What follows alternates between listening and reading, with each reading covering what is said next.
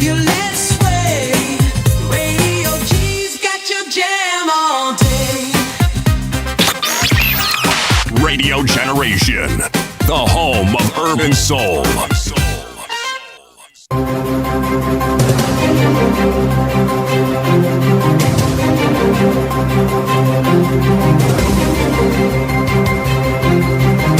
This is the Radio Generation News. Good morning, I'm Winnie Maganga. The High Court has adjourned the murder case over the death of teacher and blogger Albert Omondi Ojwang to December 14th, 2026, with 6 suspects remaining on trial. The accused, including former Central Police Station OCS Samson Talam, who was in charge of the station when Ojwang died in police custody in June 2025. Ojwang was arrested in Homa Bay and transferred to Nairobi's Central Police Station, where he was later found dead in a police cell. There was no urgency to rush the victim to the attention of the medics. There is no urgency in that movement to show there is a sick person in the vehicle. That is for the defense counsel. We agree on that. Now the body has been removed. It has been placed on the stretcher. Why is saying body? We have no pathologist report at that time. Police have rescued 2 girls who had been reported missing in Meru County during an intelligence-led operation in Mashuru, Kajiado County. The Directorate of Criminal Investigation says the girls disappeared from their homes on separate occasions and the cases were first reported at Kariaine Police Station. Detectives from DCI Menti Central, working with officers from CRIB and DCI Mashuru, traced the girls to a house in Moe Township where they were safely rescued. 3 suspects have been arrested over the incident. Deputy President Kithure Kindiki says the government will take firm action against goons and anyone sponsoring them. Kindiki says no one will be spared, whether they are in government or the opposition, adding that national security must come first. He also urged leaders to stop using young people to advance political interests through violence. Tudumishe amani katika jamii yetu na katika taifa letu, kwa sababu hatuna mahali pengine, hatuna nchi nyingine ambayo tunaweza ishi. Nimeona mara kadha kwa kadha tumekuwa na matatizo ya kiusalama, na hii matatizo ya kiusalama mara nyingi inaletwa na viongozi wa kisiasa. Na mimi nataka niseme ya kwamba viongozi wote wa siasa, wawe mlengo wa serikali, wawe mlengo wa upinzani, hakuna kiongozi ako na ruhusa ya kuhatarisha usalama wa taifa la Kenya. A court in Angola has convicted 2 Russian nationals of terrorism and spying. One of the men, a political consultant, was sentenced to 11 years in prison, while the other translator received an 8-year jail term. The 2 had denied the charges after being accused of inciting anti-government protest, spreading disinformation, and attempting to interfere in the next year's presidential election. And that's the truth on Radio Generation. Good morning, I'm Winnie Maganga. The views and opinions expressed on this program are those of the guests and do not necessarily reflect the views of Radio Generation. Radio Generation assumes no responsibility or liability for the interviewee's views. This is Radio Generation. In the beginning, there was morning radio. But now there is Radio Generation's The People's Breakfast, curious and bold, getting facts from the shadows. That's what it is. Now, as the city wakes and secrets stir, a bright new voice shines. The People's Breakfast. Your morning, your voice, your journey.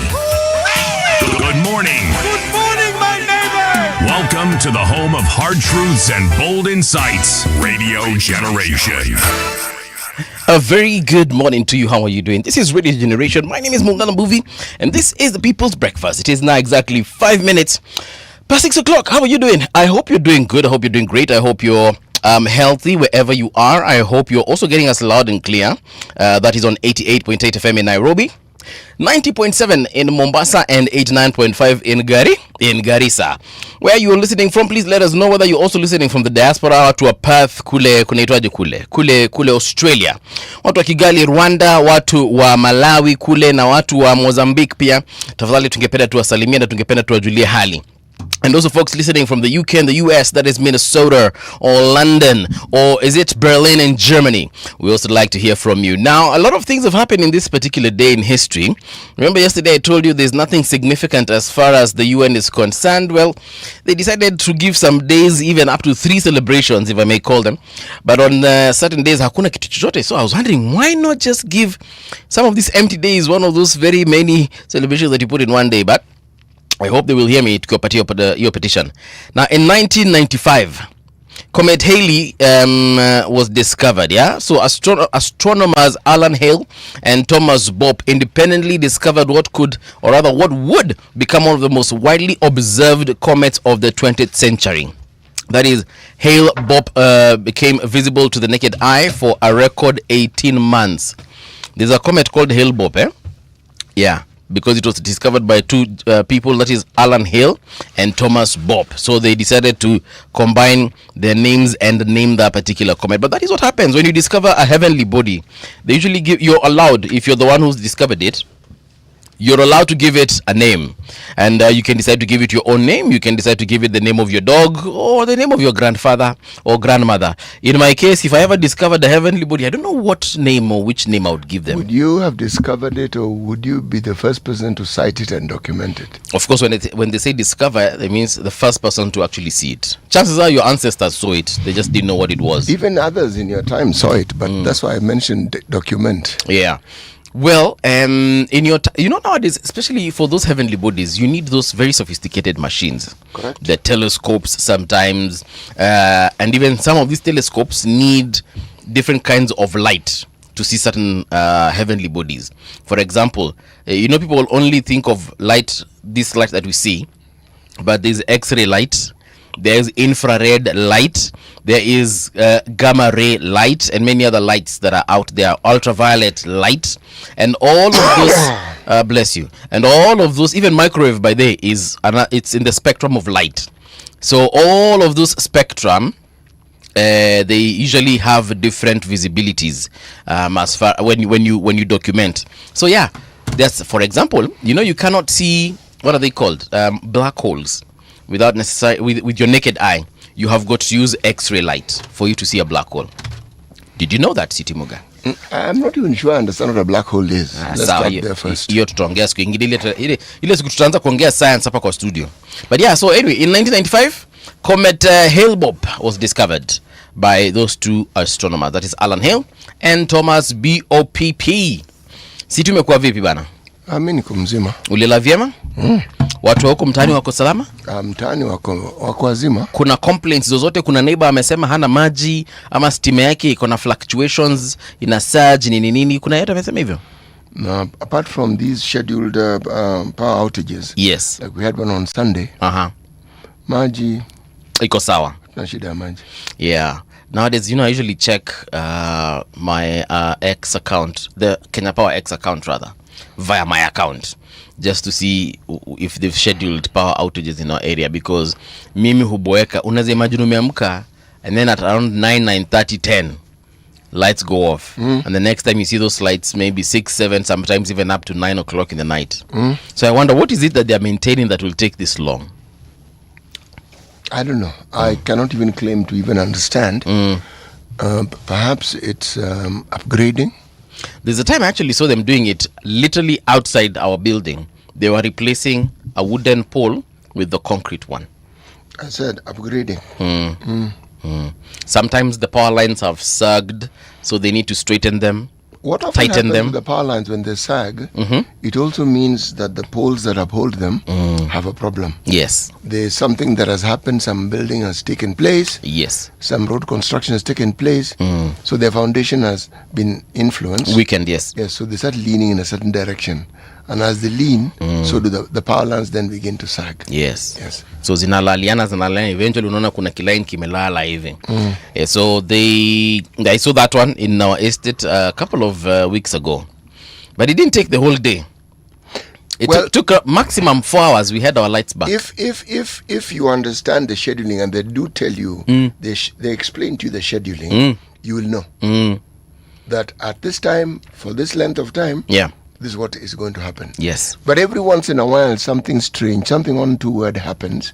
For instance, they have decided to trim trees along the same line that these power lines are. And maybe a branch falls onto a live power line, or something falls onto the transformer. Yes. Then you have a complication that wasn't there originally. Yes. But that's rare. Yes. True story.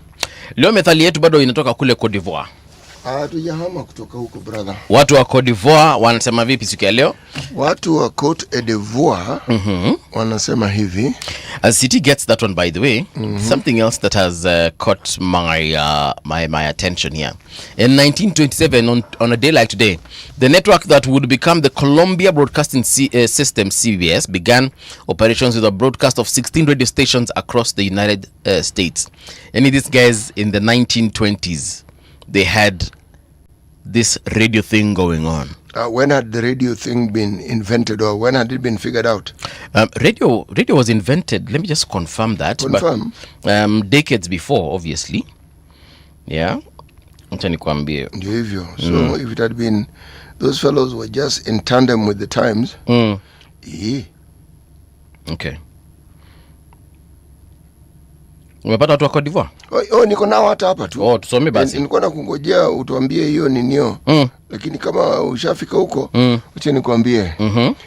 If a woman doesn't love you, she calls you brother. If a what? I thought. If a woman loves you? No. The complete opposite. If a woman doesn't love you, she calls you brother. So that one is what watoto wa siku hizi wanaitanga bro zone. Is what it's called. Yeah. Kuna bro zone na kuna friend zone. Sijui kama unajua. Actually, educate me. So, City ukiweka kwa friend zone na mwanamke, ama pia wewe ukiweka mwanamke kwa friend zone, ni kumaanisha you guys are just friends. You don't see anything beyond friendship. There's no romantic inclination. Nah, there's no nada. Nada. Hakuna savings for the future. But there's a possibility that you might be able to, dip your hand in the cookie jar. You know what I mean? But now when she brozones you, brozone City, unajua bro yani ni bro. Huyu ni mtu mwenye mko na yeye, yani huyu ni bro. There's nothing that can happen between brother and sister. Absolutely nothing. You can't even you can hold hands, but you can't even share a kiss. You can't do nothing. So the day a girl calls you brother, wewe sahau msichana haezi kuwa kitu chochote kwako. That is what brozone means. Being brozoned. So I agree with you. A woman who doesn't love you, right? She calls you bro. I think she probably does love you. No, but not in the way you would want. Not in the romantic way that you had said earlier on. Wewe unatafuta ile mapenzi ya eros. Eros ndio inakujaga na majuga. Yes, but the platonic variety. Umezita majuga? Majuga. Hey, I keep on forgetting that ulitoka a very different era. Majuga actually refers to condiments. Yes. Oh, it's actually it's a slang. Okay, slang. But when someone refers to food and refers to and all that pertains to it, ndio unasikia majuga. I've now just given that analogy to a relationship. Yes. So because if I look at the effects of a relationship and the adverse aspects of it, it is very akin to food. Unaona mtu anakonda tu pole. Ama mtu ako happy ananona tu pole. Good stuff. Now something I want to mention about Cote d'Ivoire. Most people believe that Abidjan is the capital. It is not. Yes. It is just the largest city. Okay. Yamoussoukro. Yes, is the capital of Cote d'Ivoire. Yes, and it has, my brother, it has a cathedral to beat cathedrals. Okay, explain. What does that mean? It means it has a magnificent cathedral. It has a magnificent cathedral that competes with cathedrals in Paris. Okay. So meaning you behold, you look, you say, enyewe. That one. Nice. I will tell you a little bit more about the history of it. Yes. And Well, let's say some of the controversies that have surrounded the building of that particular cathedral. Yes. Okay. Since today the UN has not designated anything to it, I want to designate today unofficially as the day of the bro zone. Kama umewekwa kwa bro zone, tafadhali utuambie. But why is it then stated as though being in the bro zone is a bad thing? Yes. Why? See, it is because I don't know about you, but have you ever been so much in love with a woman, with a girl, like umependa udem, yani ukimwonanga you have these palpitations, you ukimwangalia hivi you have arrhythmias, huyu ndio anakuanga heartthrob. What's a heartbeat? Heartbeat ni ndogo sana. You look at this lady and she's literally your heartthrob. Every woman you see after her, you try and compare that person to this other person. Ujaipenda dem hivyo? You know, ujaipenda dem hivyo design? No. Yani before ulale, she's the last thing on your mind, and when you wake up, she's the first thing on your mind. You've never? No. And then when you love that person, they brozone you. Kwanza they tell you, Aki CT, you're like a brother to me. That has never happened to me. Edna, my brozone mutu. Of course she has. Anasema wengi sana. It's a problem. So you get it, right? No, I get it. I had promised I'll tell you when radio was invented. So it was not invented by a single person, but it was developed through a series of scientific breakthroughs. It started in the 1865, but lastly in 1906, Reginald Fessenden achieved the first successful radio, that is voice and music transmission. Okay, in 1906, Mr. Reginald ingine ya pili sitasema achieved the first successful audio, that is voice and music radio transmission. Therefore, I can consider him being the person who actually had the first radio station. There, in my youth, there was a band. Yes. Called Dr. Hook and the Medicine Band. They sang a song, When You're in Love with a Beautiful Woman. It's actually a very nice song. When you're in love with a beautiful woman. I know that song. Bass. It's hard. Sasa that's what you're saying. Ni ngumu sana. Yeah. Na kuna wahenga hapa wa siku hizi wanasemanga, being in a relationship with a beautiful woman is like planting your maize by the roadside. People just come and pluck it. No, you mustn't pay too much heed to these negative people. No. Ni watu walikuanga insecure hao. I think that is a demonstration of the experience. Okay. It's true, by the way. And it's always someone else's fault. Yet relationships are never really that in reality. There's a part we all play. True story. Now it's whether you are willing to look at the part you've played. And please, don't minimize it. Just look at it. Most men cheat. Okay? And they don't want to be told. It's true. And as far as they're concerned, it is their right. Nini? Si mimi mwanaume. Unaniambia nini? Exactly. Kwani the question that is asked is, who did I marry? Well, that one has a fairly interesting response if you think about it. If I were the woman, how would I know who else you're married to? Yes. I'm telling you. Salamu zimfikie Mnyamwezi, that is at Iko Kitu hapa. He says, Radio Gen KE, I'm an Uber guy and listen to this show every day. My clients love it. Big up. One day, invite guys from this sector. We advise people on smart ways to make money here. Okay, Mnyamwezi, I see you. What you will do, why don't you inbox us your details, your number, and then we shall see if we can have a conversation. Ukuju waambie watu venye wanatengeneza pesa. Ingia tu pale kwa DM tu, asema ni aje Mnyamwezi, ni mimi hapa, namba yangu ni hiyo, alafu producer, that is Edna, atakupigia simu, alafu tuone kama we can plan a date. Creative Dan amesema City Muga ichiewo nade. How have you woken up? Say it now in the Ichiewo nade. Okay. Mbuvi Mung'ala. You're not far from it. That's why I didn't bother to add anything to it. So ichiewo nade. The way you said it, anyone who is a speaker of that language will understand what you're saying. Okay. Yes. Kuna wengine wakisema, you pause. Unashangaa. Then you say thank you very much. Okay. Yes. Then he goes on to say, Mbuvi Mung'ala, good morning. Good morning to you too. Creative Dan. Salams kutoka Migori from Odhiambo Jamach. Okay. Odhiambo of the fire. Oh, that is what it means. Match is fire. Yes. So Odhiambo of fire. Yes. Fiery Odhiambo. Fiery Odhiambo. Okay. That's a little meaning. The connotations, ask me later. So. Okay, sawa. Luis Rudasingu amesema good morning. Good morning to you too. Karibuni tena sana. Let's get down to business and see what's making headlines across our social media, not our social media but no, our website. Web. Hapa kwa internet. That is radiogeneration.co.ke, where by the way you can also get us live in case you're wondering where else. So you can multitask, listen to us as you read alongside us. And you can actually watch us live on the same website. Technology, my friend. Technology. Meaning you can watch us on radio. You can watch us on radio, man. Yes. Yeah. And also read the newspaper while you're watching us. Isn't that great? So the first story is written by Bradley Bosire. Bradley amesema doctors issued nationwide strike warning over delayed salary adjustments. Yes.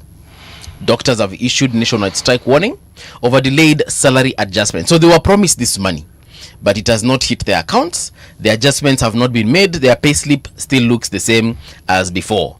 So doctors across the country could down their tools if county governments fail to implement long-awaited salary adjustments and settle pending arrears, with the Kenya Medical Practitioners, Pharmacists and Dentists Union saying there is no longer any reason for the delay after all approval processes were completed. Yeah, in a circular dated 21st July 2026, KMPDU SecGen Davji Bimji Atela directed doctors in all 47 counties to prepare for possible industrial action if the revised basic salaries and outstanding arrears are not reflected in their July pay slips. I saw this news yesterday, and guess what? For the first time, I agree with one Aden Duale, that is the CS for healthcare, health services, and this is what he said. That he did his thing. They had a conversation with doctors. They agreed. They signed. The governors were there, the council of governors. So this thing, amesema msijaribu hata kupoint Ministry of Health hata kidogo. Amesema hiyo song yeni na governors. On that note, you know he's not wrong. He's actually very right. And you could have seen how, kwanza when he did that presser, oh my goodness. Yani ili venye alikuwa anaisema, alikuwa anasema wase on this one. Hii hata ninaweza tembea uchi hapa na hakuna kitu mtanifanya. Yes, so DCG, I don't know what they will do, but according to KMPDU, the Salaries and Remuneration Commission later issued guidance on September 19th, 2025, approving the revised salary notches prepared by a multi-agency team. You remember we had a conversation with Dr. Atela. We did. Last year. We did. On this the very thing. We did. Imagine it's been how many years now? How many months now? Bado ijawekwa kidole. It's almost 1 year. Nani hajaweka kidole? Counties. Governors. Now, when I focus my attention on governors and the county government, this is one more reason why that eternal vigilance on what they do should be there. Yes. This is their docket. So, KMPDO, well within their right, they have given these guys a lot of grace period. No, they have. 1 year. They have. 1 year. They have. Yeah, they have. You wait and see. The governors are going to come back and say, of the equitable share, there have been delays, and there have been, it is you who decides who you're employing. And why is it that some counties never have industrial action problems? Because there are some counties that never. You don't have the drama. You know the call for the nationwide strike, but in some counties, people who go to which, and if you follow, you'll find they are paid on time. Yes. No delays. Nope. No, what is it called? No discrepancies. No. Kidogo ni kama hapa mlinikata pesa ifai, nothing. No. All these complaints that you hear, you don't hear. Zero. What do these governors do that the others are not doing? I don't know, man.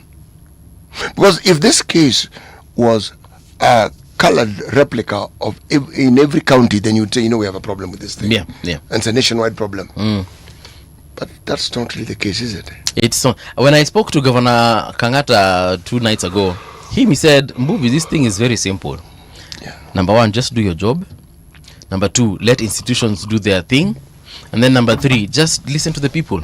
Like he made it sound and look so simple. He was like, akunanga stress kwa hii kazi. If you hear people speak of Governor Kangata, what they will tell you is something that one heard of Kivuta Kibwana, who was then governor of Makueni. The man attends, these public participation meetings. He attends and he sits and he listens. That's and the thing. Listen. And he takes notes. When he asks a question, it is clear that he seeks what? Yes. Clarification. Then he listens. True. But he is seen. Forget just listening from afar. He's there. He is there. And so when the time for questions come, I need to ask the governor. He's there. Ask him. And such governors have an easy time. But he has understood. And such governors are loved. Yes, but he is doing what he's supposed to do with the money that he's given for his county. In this region of Murang'a and the environs of Cumberland, Yes. okay? These are the environs of Kiambu. Environs even of Nyeri. Do you know people go to seek medical services in Murang'a? I know because I know people who've gone there. Yes. Why? Because there their systems work. But I need to raise a question, and I didn't understand exactly what happened. Yesterday, I took a friend to Kenyatta. He had been referred from this hospital in Mama Lucy Hospital. So he needed to go for, further care. Specialized care. Ndio hiyo sasa. Thank you. Huku Mama Lucy, SHA worked very well. Hata hakuna shilingi. Yani flawlessly. Bas. Mkifika Kenyatta. Manzi aliambiwa ati huku it only works for civil servants. So I don't know. He had the referral letter. Yes, from Mama Lucy. And that one requires qualification, but we need to understand. So tuambie hii sasa nini? Nataka kuelewa. I thought kwanza huko juu SHA imefanya kazi sana Mama Lucy. Sasa akifika hapa, my friend, it will be flawless bwana. Hii sasa mpaka I was like, yenyewe SHA imetusaidia. But when we go to Kenyatta, bwana aliambiwa lazima alipe cash. Ati huku SHA inafanya kazi only for and this is what the doctor said because I was there. Only for civil when not the doctor, the cashier works only for civil servants. On this one we need clarity. I remember there was a time I'd gone to visit my doctor at the Nairobi Hospital Plaza, and so I had time to kill because there were other people before me. Yes. So I started walking around, and they have a pharmacy. And you know how it is, you're thinking, I wanted to buy this, but why don't I buy it since I'm at this pharmacy? Yes. There was a SHA portal, okay? SHA office. So I went there and asked, how does SHA work here? I was told, civil servants. I said, are you what? Civil servants. Yes, I was told. I said, what do you mean, civil servants? I said, no. Yeah. Here, I am instructed on how to work. Yes. Yes. Okay. I do not bring my own ideas to work, and I'm explaining to you. Yes. Okay. I said, okay. You've reminded me of that particular incident. Yeah. One needs to understand why. Yes, we need. I don't know who will ask, but because you see, Kenyatta National Hospital is a level 6 hospital. It is. And those level 6 hospitals are not many. And when you're referred to a level 6 hospital, what they're telling you is that the care you need could not be provided at that level 4 hospital. Yes. That's why they've referred you up. Yes. So if they could, they would have taken care of it. Or they would have referred you to a level 5 hospital. It's because level 5 hospitals exist. Sasa huyu jamaa kama hangekuwa na pesa, of which hakuwa now because he had to Fuliza. If he didn't have that Fuliza facility, and even after he was treated, he was prescribed drugs which he couldn't afford. So we had to pull funds together so that he can buy them. I was thinking, I thought this thing, bana. Actually, this, my friend, is a good experience and it's good feedback. Tutauliza. Tutauliza Dr. Abdi. See, he's somebody we know. Yes. We'll ask him. Court adjourns Albert Ojwang murder trial to December 14th. Imeandikwa na nani? Samuel Otieno amesema the High Court has adjourned the murder case over the death of teacher and blogger Albert Omondi Ojwang to December 14th, 2026, with 6 suspects remaining on trial. The accused include former Central Police OCS Samson Talam, who was in charge of the station when Ojwang died in police custody in June of last year. Ojwang was arrested in Homa Bay and transferred to Nairobi. We know the story. Have you seen that video again that was released yesterday? But these guys are releasing videos daily, and with every release, it just becomes more and more horrific and traumatizing. I don't know why it is we don't see this. Let me explain what I mean by we don't see this. You tell me, in the realms of East and Central Africa, if you know of a country where such a thing would happen. I mean, no. Okay. Yes. What do you mean, like this trial or yes, the killing of the expose that comes into it. Oh. Killing people get killed. Yeah. Okay. Yeah. I get now your question. You will definitely not see it in Uganda. And I know I shouldn't be laughing over this issue, but you will not see it in Uganda for sure. Will you see it in Rwanda? You see it where? Burundi. Are you okay? Tanzania Wapi? Huko mali watu 500 waliuawa na wakachimbiwa kwa roadside grave. Okay. You won't see it. DRC. Sasa huko hata ndio, and this is very unfortunate. DRC people die on a daily. Yes, they do. Either you are dying from some disease, or you're dying from a bullet. Yes, exactly. From some rebel person, or so you won't see it in DRC. South Sudan. People took a video of the president in a compromising position, and those guys were jailed. I don't know if you remember that incident. I remember that incident very well. They had forgotten to apply a certain appliance that is necessary when men reach a certain age. Yes. So the photographers that took that video. First of all, you ufungwe. Those guys are currently in prison, and God help them. But so this case, I saw the video yesterday of these alleged people that probably killed Mr. Ojwang here. Someone walked out of the cell with bloody hands, bloody hands, and it is clearly visible. This guy came out of there with blood on his hands. Yes. Another one came out of the same cell with a rope that we understand that could have been used to strangle Albert Ojwang. So you know that thing we've been saying here, that perhaps they went overboard in disciplining him or punishing him.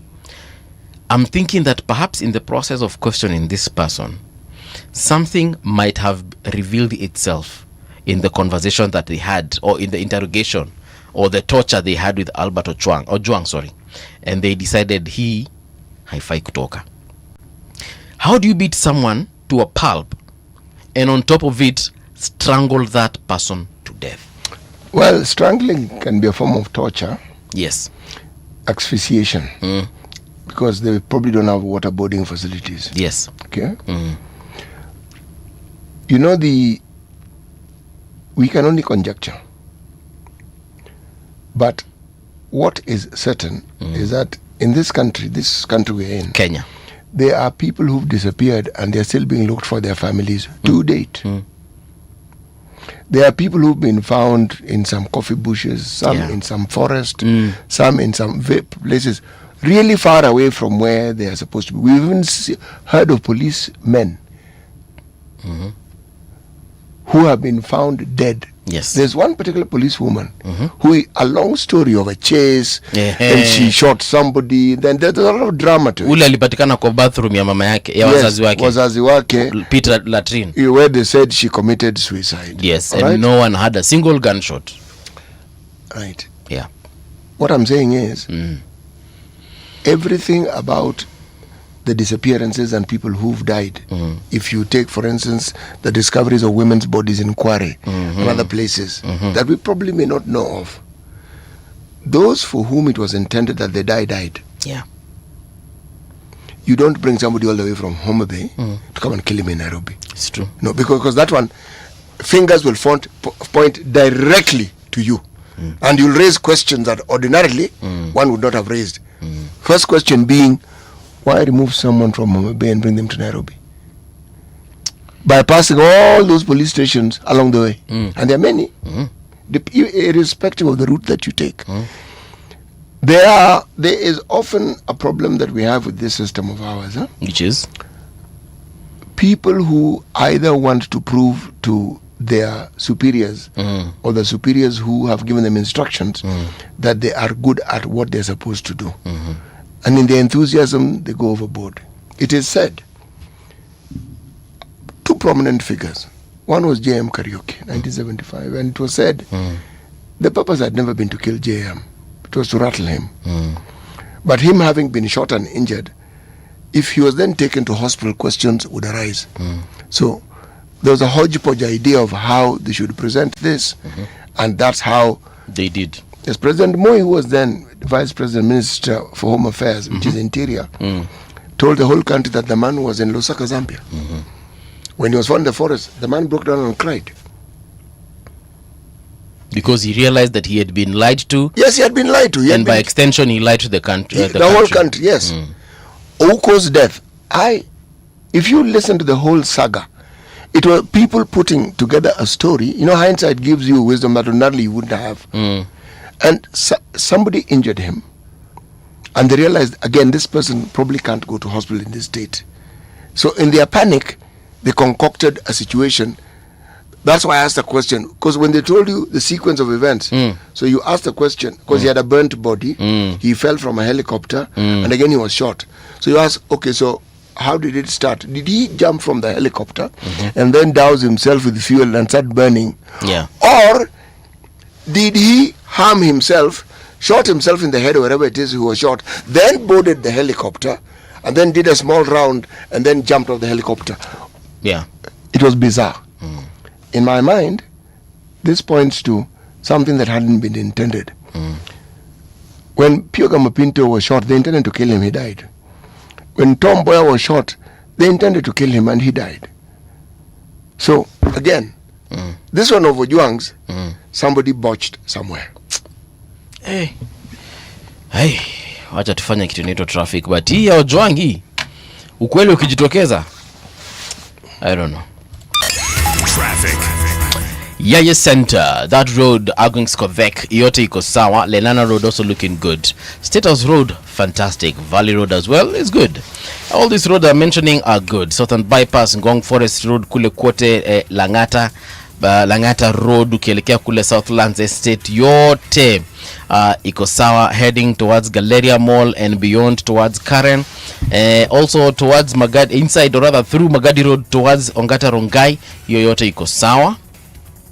Acha nione huko side za Loresho pia kuko sawa as you're going through Thigiri Ridge so that you can go and join Waiyaki Way, yote iko sawa. Red Hill Road, also look at does Red Hill Road ever get traffic? Yes, it does. It does, but not really a jam. If there's a jam, it means where there's a cross section or an intersection where other vehicles sort of like have to give each other way. Yeah, that's the only traffic jam you any form of traffic jam that you experience. Okay. Ruaka huko kote kuko sawa, barabara yote ukienda Dederu mko sawa. Watu ya Dederu. Alafu tukirudi huku civilization, Thika Super Highway. Yeah, usual spot. But now, today I'm seeing a very long yellow line stretching from Garden City Business Park heading towards Pangani. So that means there are a lot of vehicles on the road, probably moving slowly, but you guys are moving nonetheless. Outer Ring Road, hiyo sasa ndio hata haina shida hata kidogo, hiyo barabara iko open. Airport North Road iko sawa. Mombasa Road iko fiti as you're going back all the way to Milelongo and beyond. Watu wa Kitengela, Athi River, mnyini mko sawa. Speaking of Mombasa Road, let us go to Mombasa County and see how traffic is like in that particular area. Yeah, I'm only seeing like literally few spots of red, and like City said, it's because they are happening at the intersection where you have to give each other way, so you stop momentarily for your friend to move and then you get to move. So Mombasa Road, not Mombasa Road, but Mombasa County is currently looking clean. Hata watu wa Kwale County, huko sioni traffic yoyote, nyinyi munasonga vizuri tena sana. Traffic on Radio Generation. I will start with the Daily Nation front page. It says varsity fees reality check for Ruto. You know, yesterday, the day before yesterday, President Ruto said there will be free education, university tertiary for colleges, TVETs and universities. What did you say, hivyo? Yeah. It was reported that, yes. Then officials seek to downplay import of president's statement, and this is what they're saying. So President Ruto has promised to review the controversial higher education funding model he introduced in 2022, scrapping the system under which students pay different amounts based on their financial strength, and instead ensuring full funding for all learners. However, his statement on Tuesday has sparked confusion over what he meant. Will all students study for free, or will they receive sufficient loans and bursaries to cover their academic costs? Let's read what the president said. Going forward, any student, so long as they have passed the exam and have been placed in a college or university, each one of them will get full funding for their higher education. Full funding. That's what he said. It will be the choice of parents if they want to pay, but if parents don't want to pay, we now have a model that will pay for every child.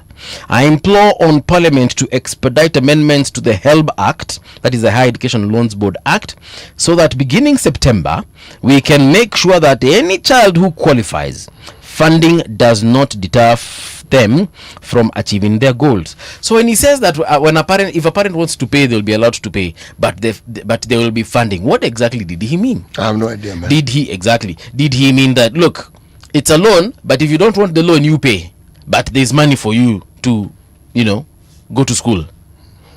Hey, Mheshimiwa Rais. There are people who can afford to pay that university fees. Of course. But here's the thing, City.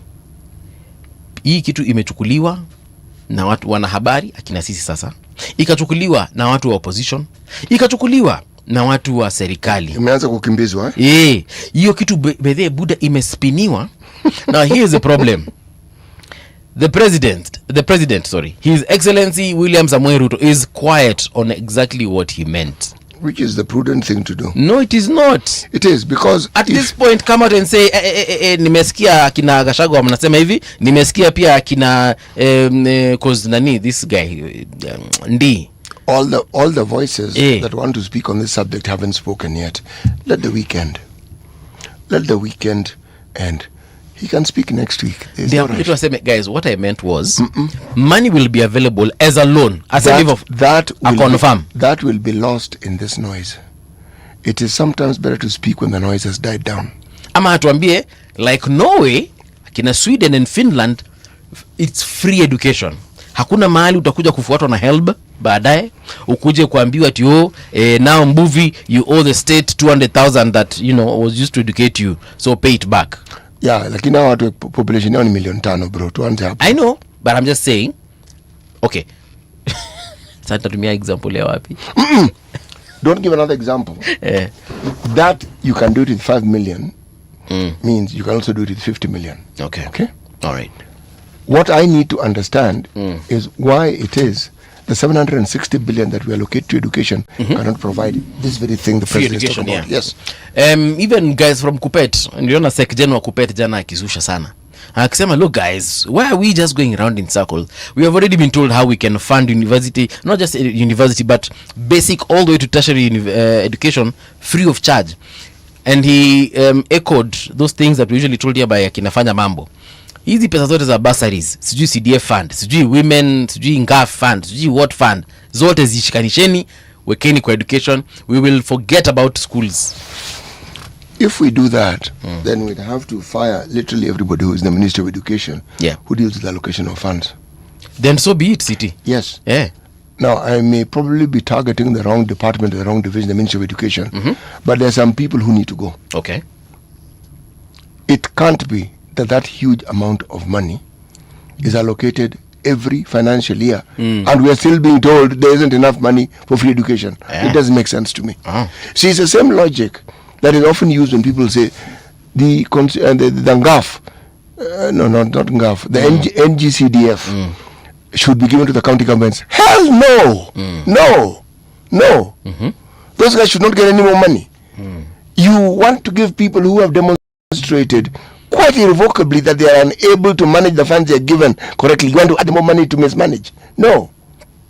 If we know that money will be managed in the way that it is supposed to, I honestly would like someone to explain to me, those who understand these things, from the Ministry of Education, how 760 billion children a year cannot give us free education. Exactly. So there are some figures here. 1.2 million students require funding this year. 823,000. 1.2 million students countrywide. Yeah. I've rounded off because it's 1.199423. So I just said 1.2. 1.299. No, it's 1.199423. That's 1.2. So they may round off to 1.2 million students require funding this year. So 823,000 of them have been awarded loans in the 2025-2026 financial year. So the allocation is 57.71 billion. The requirement is 114.36 billion. So there's a deficit of 57.65 billion. And then 23,333 students were awarded bursaries. So hao wengine watu wanaenda wapi? Over 200,000 of them. So warudi kwao. Bas. All Kalau goons roam free despite president's order. It's been 1 week since Interior Cabinet Secretary Kipchumba Murkomen ordered an investigation and arrest of the hooded armed men in flashy cars with falsified registration numbers blamed for the violence that marred the All Kalau by-election. But nobody has been arrested yet, not even after a statement by President Ruto on Tuesday asking police to crack down on goons. Now, the Directorate of Criminal Investigations has also not given an update on progress of the probe into the chaos. Lakini mimi niko na swali. Kwani police force inadharau president ama shida iko wapi? Si wako independent ama wewe uelewi hiyo kitu? Oh, nilikuwa nimesahau hiyo part. President hawezi kuwapatia amri, anaweza kusuggest. Nilikuwa nimesahau. Just like president hawezi kuambia parliament you will do this, ataomba parliament wa consider hiyo na hiyo namna hiyo. Nilikuwa nimesahau police independent. So ni kwa independent. How could I forget? Yes. CCTV footage reveals Ojwang's last moments. CCTV footage of the events at Nairobi Central Police Station leading up to the murder of teacher and blogger Albert Ojwang has been replayed in court. Go look for this news story. Man, it will break your heart if you haven't seen it. I have seen those clips, Chief. It will break your heart. They're sad. Very. Student goons, dirty politics, and the rise of Babu. Wait a moment. Who has written that article, one? Daily Nation. I'm in that headline, man. Hey. Kwani Babu ameokosea wapi bwana? Acha sasa nikwambie maili imetoka.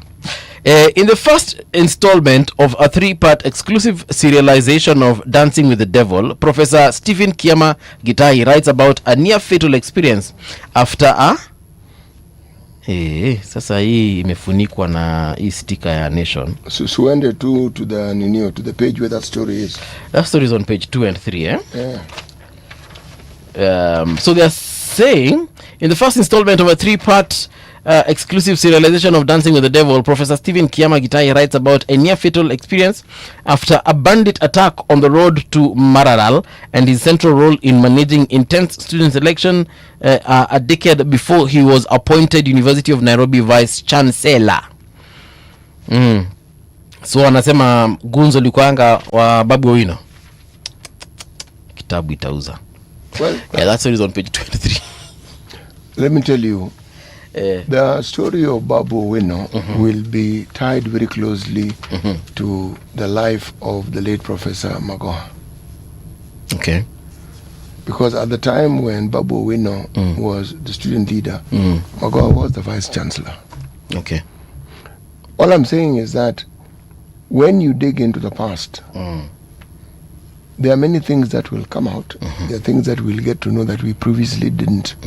But those of us who don't know are the ones who didn't. Others knew about it. Okay, that's number one. Number two, history has a tendency of blurring reality. Because when it's presented historically, there are things you will not be sure of. Okay. Because unless the individual who's writing was actually there, a lot of what they're writing, they are relying on in second-hand, third-party, second-party information. Second-party information relies on your memory, and the memory is not that reliable. No. Okay. The memory has a tendency of rewriting scripts of what actually happened. Yes. I know that because, sometimes my memory fails me badly. Standard newspaper wanasema troubled past. Spin doctor is what they're calling Charles Owino. Charles Owino, once the unapologetic face of the police, is now President William Ruto's chief communicator, carrying the baggage of his defense of police conduct during the Gen Z protests and killing of the masks vendor, the death of Albert Ojwang in custody, and controversial security crackdowns.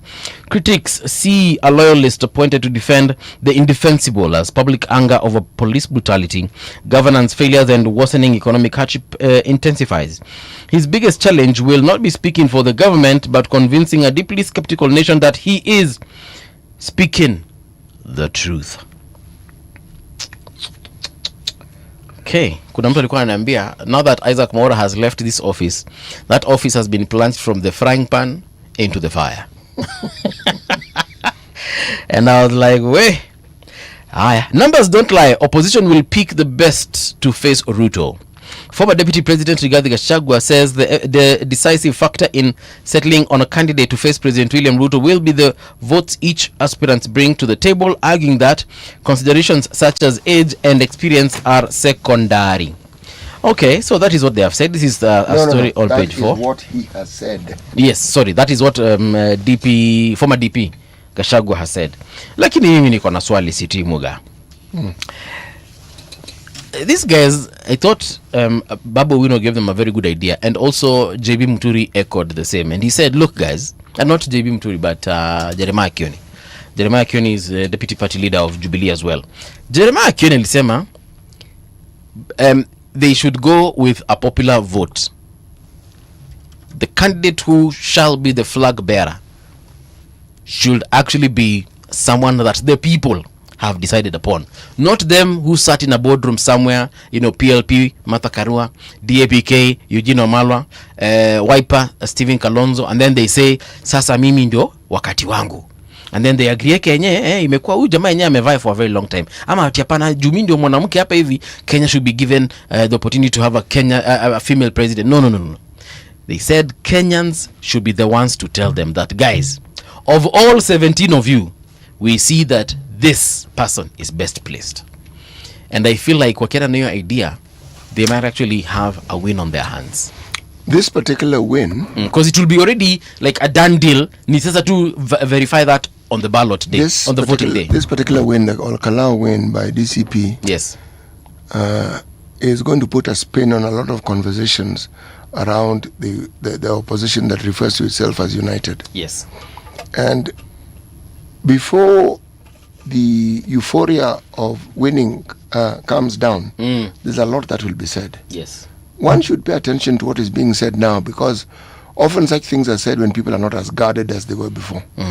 That's what euphoria does for you. Yeah. However, it is up to the opposition to determine the path forward. Now, what is certain is this.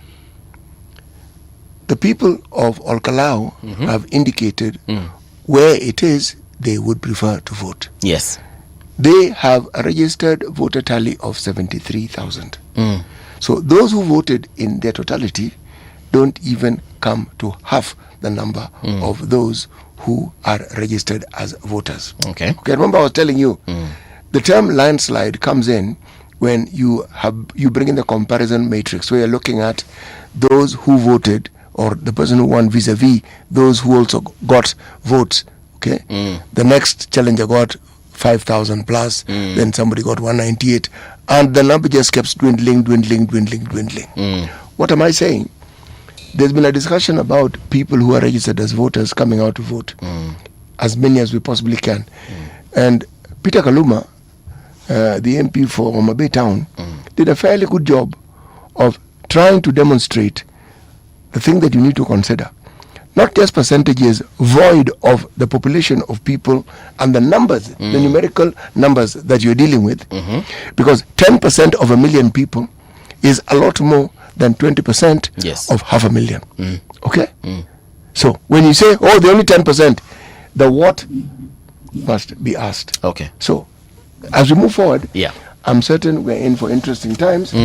As the the group that called itself the United Opposition, okay, they're not united, so I can't call them the United Opposition, Chief. They're not united. There are many people who say they're in the opposition, and when they say that they are the government in waiting, a government in waiting is often represented in a parliamentary system, where for every position of government, there's somebody who is a shadow of that particular individual in terms of the position they hold. Hapa iko wapi? Okay. I asked in Kiswahili, meaning here, where is it? Wako wapi? Yeah. Right. Let's look at the Business Daily, shall we? Let's. Right. Portuguese firm battling auctioneers selected for mega Kenyan dam project. A Portuguese construction company battling creditors in its home country has been selected to develop Sorry. It's okay. The long-delayed Thushi dam in, is it Thuchi?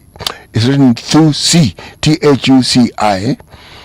Dam in Embu under public-private partnership, raising fresh questions over the financial strength of firms seeking major state infrastructure projects. Valid question. They are battling financial issues at home, but the details we don't know.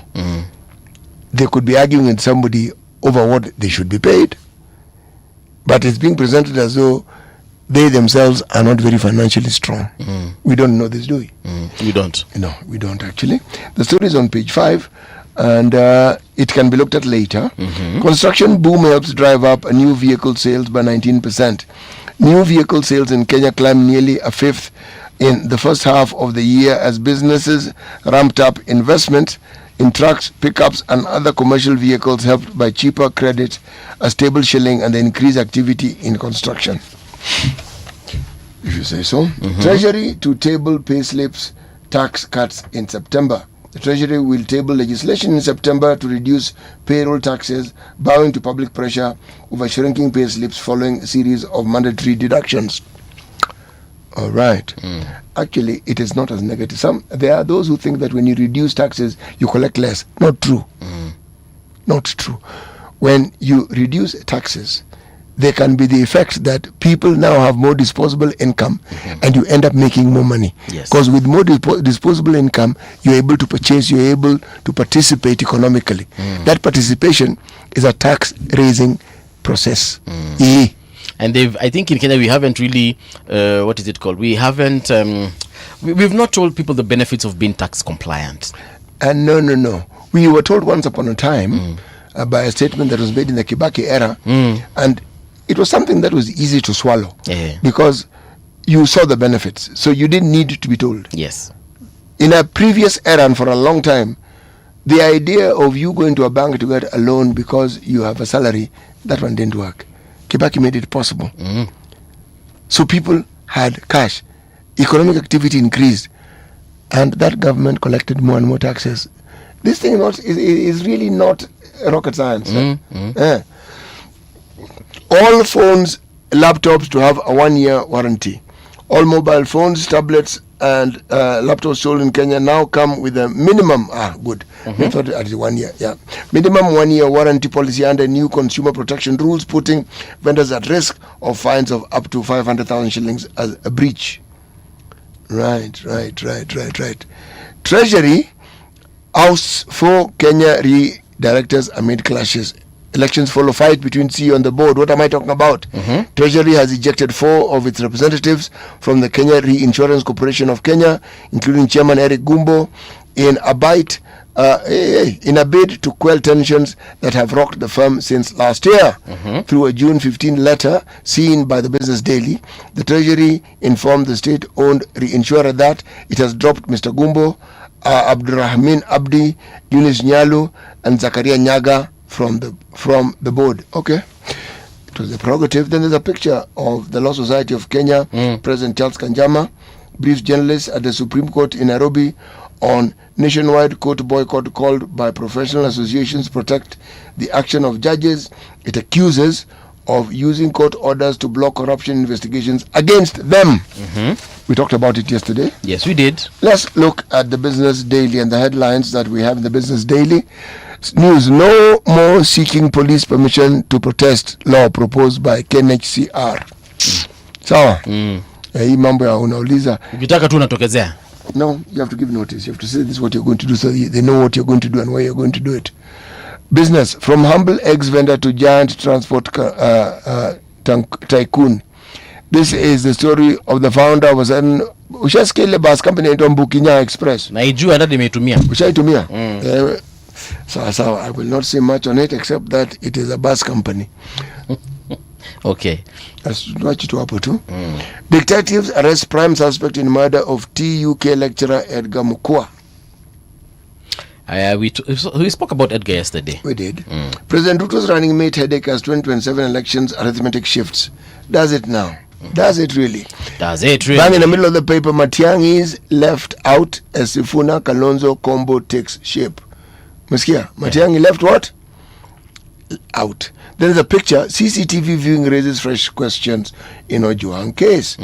We have a picture here of former Central Police Station OCS Samson Talam, John Muhwana, Peter Kimani, John Gige Gitao, Jane Amitou Abwau, Brian Mwaniki during the hearing of the matter trial of teacher and blogger Albert Ojwang at the Kibera court yesterday.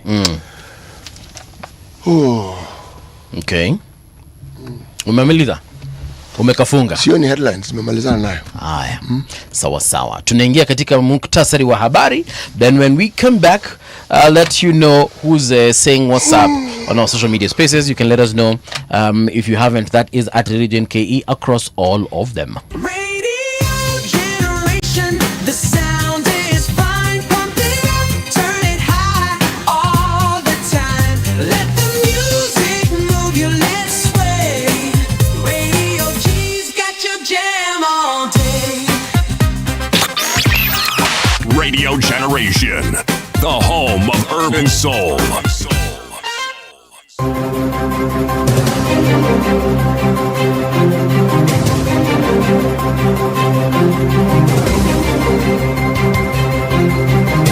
This is the Radio Generation News.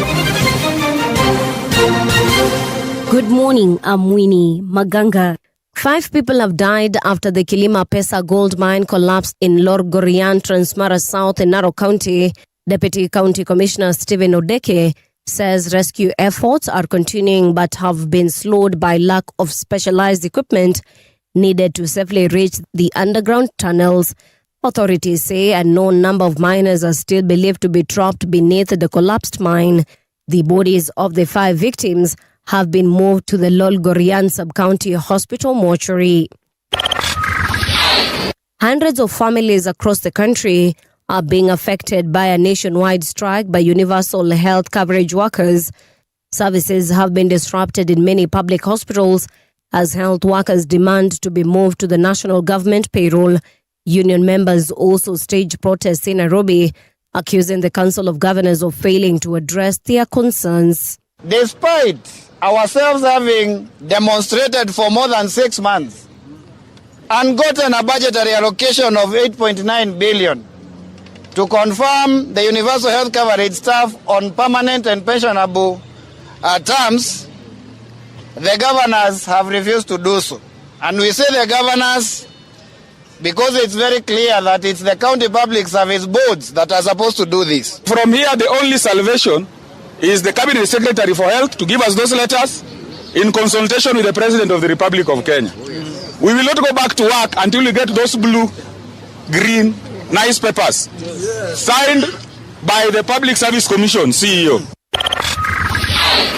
A multi-sectoral committee has been formed to review unconstitutional, outdated and redundant laws and align them with the 2010 Constitution.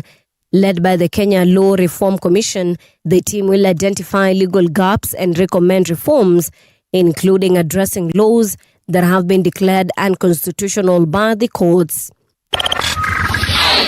Nandi Senator Samson Cherargei has backed a bill seeking to strengthen the role of deputy governors. Speaking in the Senate on July 22, 2026, Cherargei accused some governors of frustrating their deputies by denying them offices, official vehicles, and operational resources. He said the treatment has left some deputy governors frustrated and warned that it is undermining devolution and effective county leadership. Because if a governor notices that you are a threat to their political dominance in the county, they would want to vanquish you, Madam Speaker. I remember the story of Dr. Robert Monda from Kisii, where there was political witch hunt until he was hounded out of office.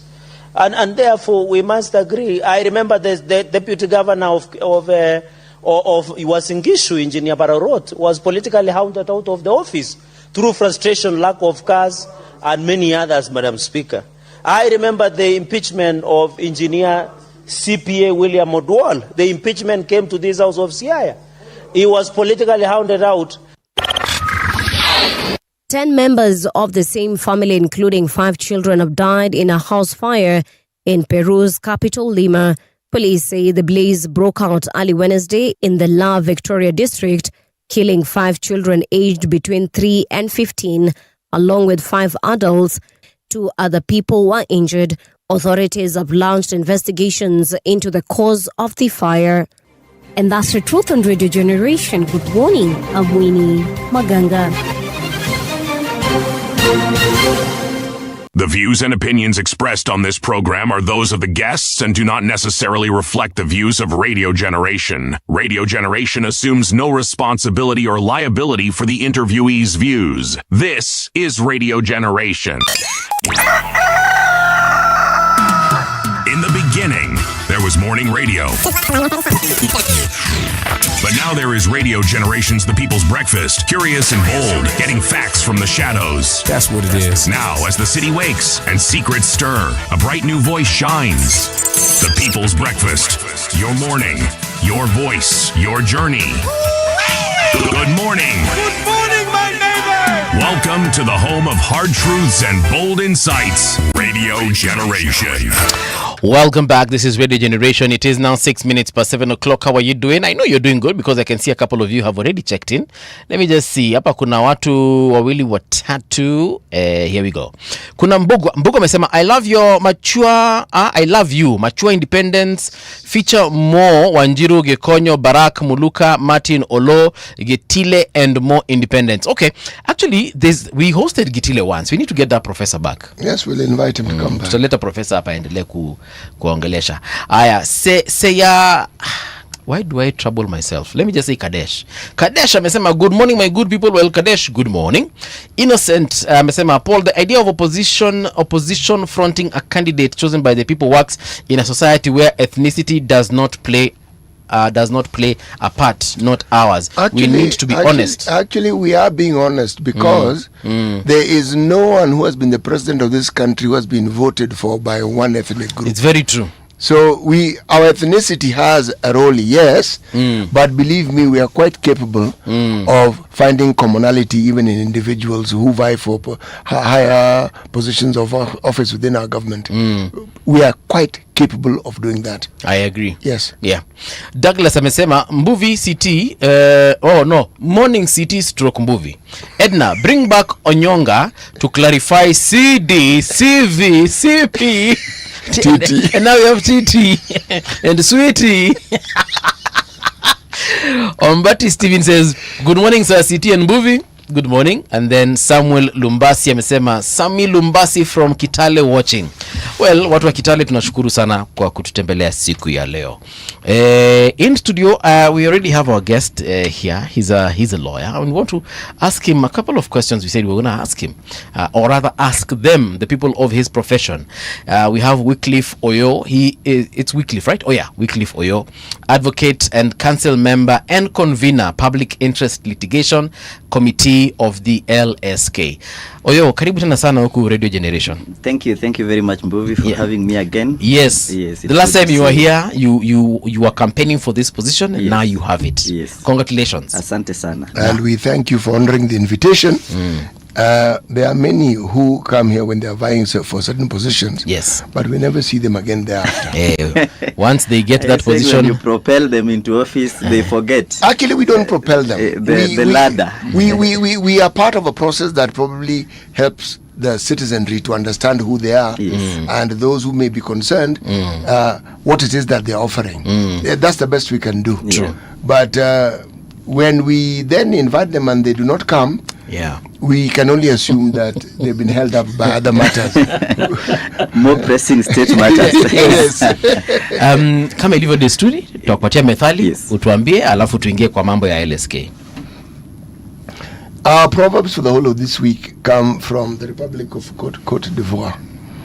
If a woman doesn't love you, she calls you brother. Wycliffe has smiled. I think he has been, he relates. I'm your brother, man. He relates. Kuna SMS imeingia siku imemwambia, "Bro, tuma ya cabbage." Ni ama ya cabbage.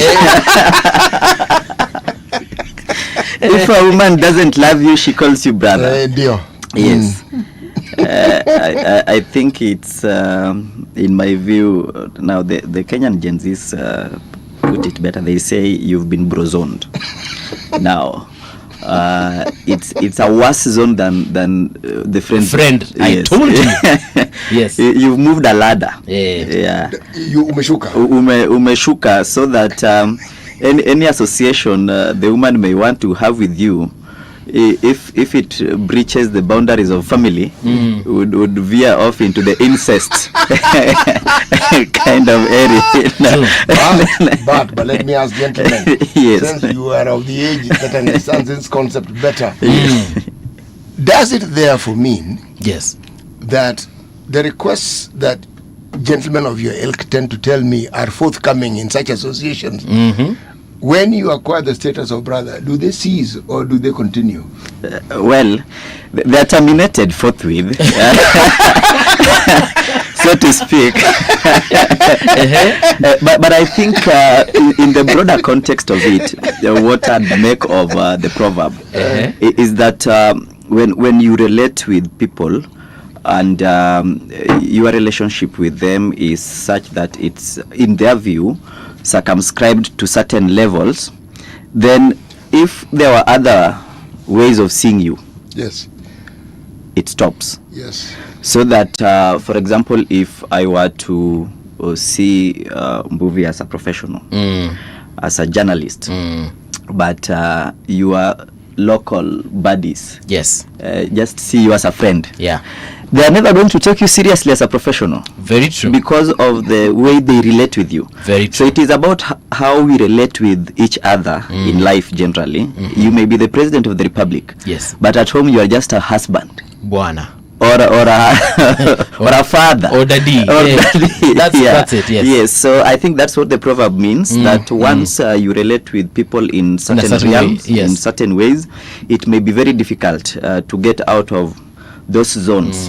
You're right. No matter what you know you become or you are to other people in other places. Even our parents, for example, my parents still consider me that last born of theirs because I am still the last born. And they there are things they do and I'm like, guys, do you realize I'm a very old man? You know, and my own family and everything. Niko na baby, watoto, hizi vitu saa zingine mnanifanyanga. I ask them, I do realize that I am no longer that young boy that used to play football in the house, but I get what you mean. So thank you so much, Wycliffe. Now you as LSK decided to boycott courts, and you just clarified to me before we went on air that yesterday was a general boycott, all courts, but today night of the specific. Are they 14 judges? There are 9. There are 9, 8 judges, 1 magistrate. Okay. So the boycott starts from today till corrective action is taken. Right. Yes. Okay, sorry, City.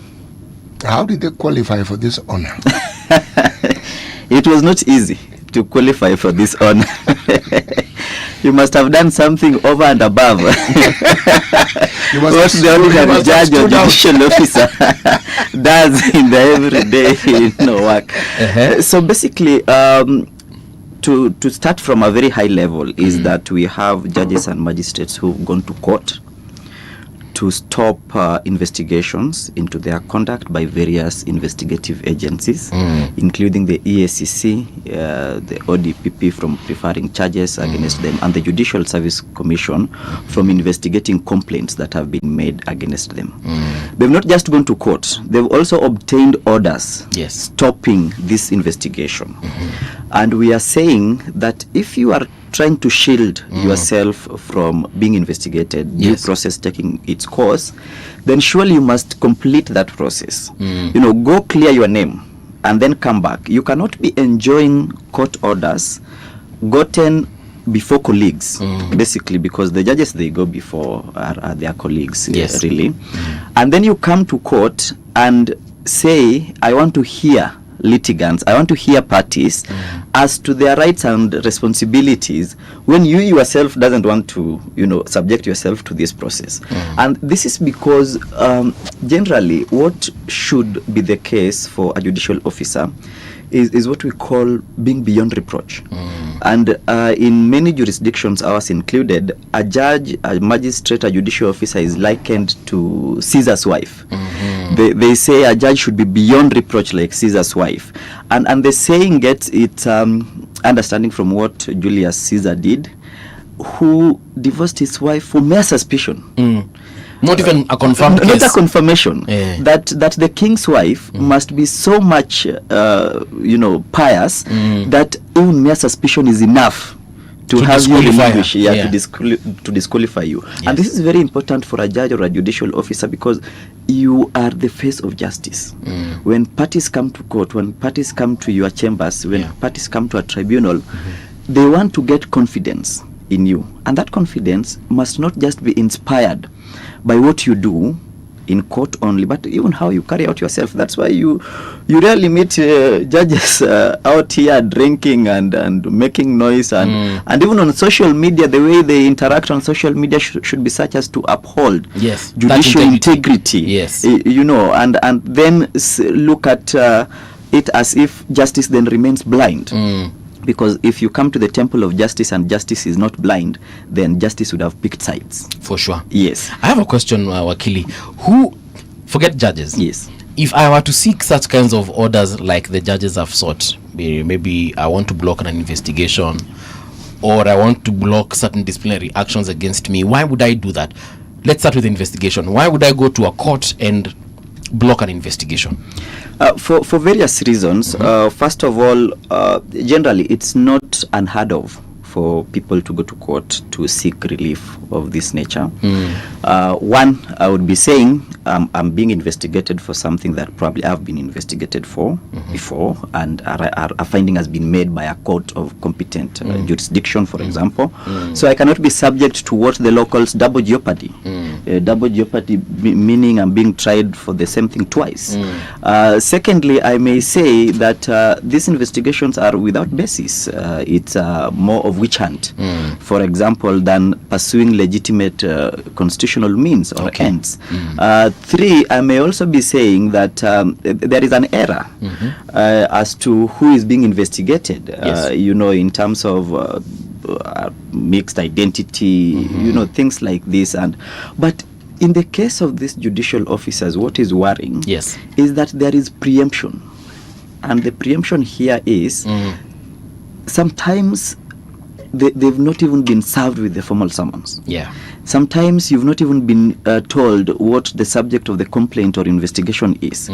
And then you've already rushed to court to curtail the process. What the Constitution demands is that we should have what we call separation of powers. Okay. And if you look at the architecture, for example, of our Constitution as far as the executive is concerned and the legislature is concerned, if Parliament is undertaking a constitutionally mandated function, and you go to court to injunct Parliament, the courts are likely to tell you that we must allow Parliament to do what it ought to do by law. Then we will inquire into it to see if it was done in accordance with the law. Okay. But we frown upon, stopping investigative agencies, state agencies, constitutional agencies from doing their work before the substance of whatever it is they're doing is released or you are informed. So this is our worry. But we are also saying that the mere fact that you are a judicial officer or a judge does not mean you are not culpable. It were best, in our view, if you just exonerated yourself, go through the process, clear your name till the end, and then let's then move on. In fact, it is not to say that this hasn't happened. The Judicial Service Commission hears complaints about judges. It clears judges. In fact, it has a very high clearance rate. About 96% of complaints that go there are dismissed. And these judges continue being in office and they continue discharging their judicial functions because they've gone through the process. Okay. Yes. All right. Let me introduce our second guest, Julius Miri, also an advocate of the High Court of Kenya. Julius, good morning and welcome to Radio Generation. Good morning, Mung'ala. How are you? I'm quite fine. Hii jina tunasema Miri ama ni Miri? Miri. Miri. Yes. Okay. I get to learn new things every day. Good new to names. see you. Good to see you as well. Good to also see you, City. Nice to see you too, sir. It's nice appearing before you. I used to watch you on the other end. Bro, the way you two are lawyers. you can't phrase it in that manner to appear before you. Now you've taken us to a court of law, bwana. From today henceforth, I'll be saying that. It's nice to appear before you. It's nice to appear before you. I watched you on the other side. Yes. Also, Mung'ala, I used to watch you a lot in the morning. Thank you so much. It feels nice to appear before me. To be before you. I was just speaking to your colleague here on that issue of the judges, and I asked him what would make a judge or a private citizen rather like myself stop an investigation in the courts. Why would I stop also a disciplinary action? Because I saw those are the two reasons why LSK exactly. Yes. So why would I stop a disciplinary action against my person? Yes, it is a rather very interesting conversation that we are having, because when you look at it, there's what we call you going to, for example, if you wanted to arrest you today, Mung'ala, yes, you are allowed by the constitution, of course, to move to the court and seek for orders to stop your prosecution on the basis that, for example, you have information that that investigation not be carried out as per the law. But now when it comes to judges, we have an issue with that as lawyers, because you want to sit, listen to our cases, whereas you yourself, you don't want to go through a judicial process. Whenever you file a petition against a judge or any judicial officer, the next thing is that you're served with orders staying any investigation, and it becomes an issue, because at the end of the day, when you stay those investigation, then that means nothing is happening to you in terms of now you are reproached. Because remember, at the end of the day, as a judge, you're supposed to be beyond reproach before you can sit and listen to my case. So we want that to stop as lawyers, because you cannot sit and decide on a case, whereas you have something on your head, you have something on your back, and you don't want to deal with it first. We are therefore calling for judicial officers and judges to step aside. Immediately a case is filed, just step aside, allow for investigations, and the JSC should speed up these investigations so that we are able to appear before them in a just manner. Yeah. I don't know. Explain this to me. Yes, Miss City. These things that we now say are a bit of a problem. They're a spot of bother with regards to judges. Are they doing anything illegal? Let me ask my question again. If I take what it is that you have said some of them do, are those illegalities? The getting of those orders, the restraining orders. Yes. City, that's a very interesting question. One would argue there is no any form of illegality when it comes to that. But again, you see, you are sitting as a judge. And remember, justice must not only be done, but be seen to be done. Because in the eyes of the public, if you have a case, City, yourself, you're going through a corruption case. But at the same of all time, the cases that you could mention, you have to come to corruption. That's a thorn in our flesh. No, surely. You might as well have started with murder. Please go on. Yes. So, for example, you have a corruption case as against you, City. Yes. And you want to sit at the Milimani High Court Anti-Corruption Division, and you want to decide on a corruption case. Remember, the Anti-Corruption Act, I think it's around section 62, says that when a public officer is implicated in any corruption scandal, that public officer has to step aside. It states that. Yes. If you're implicated.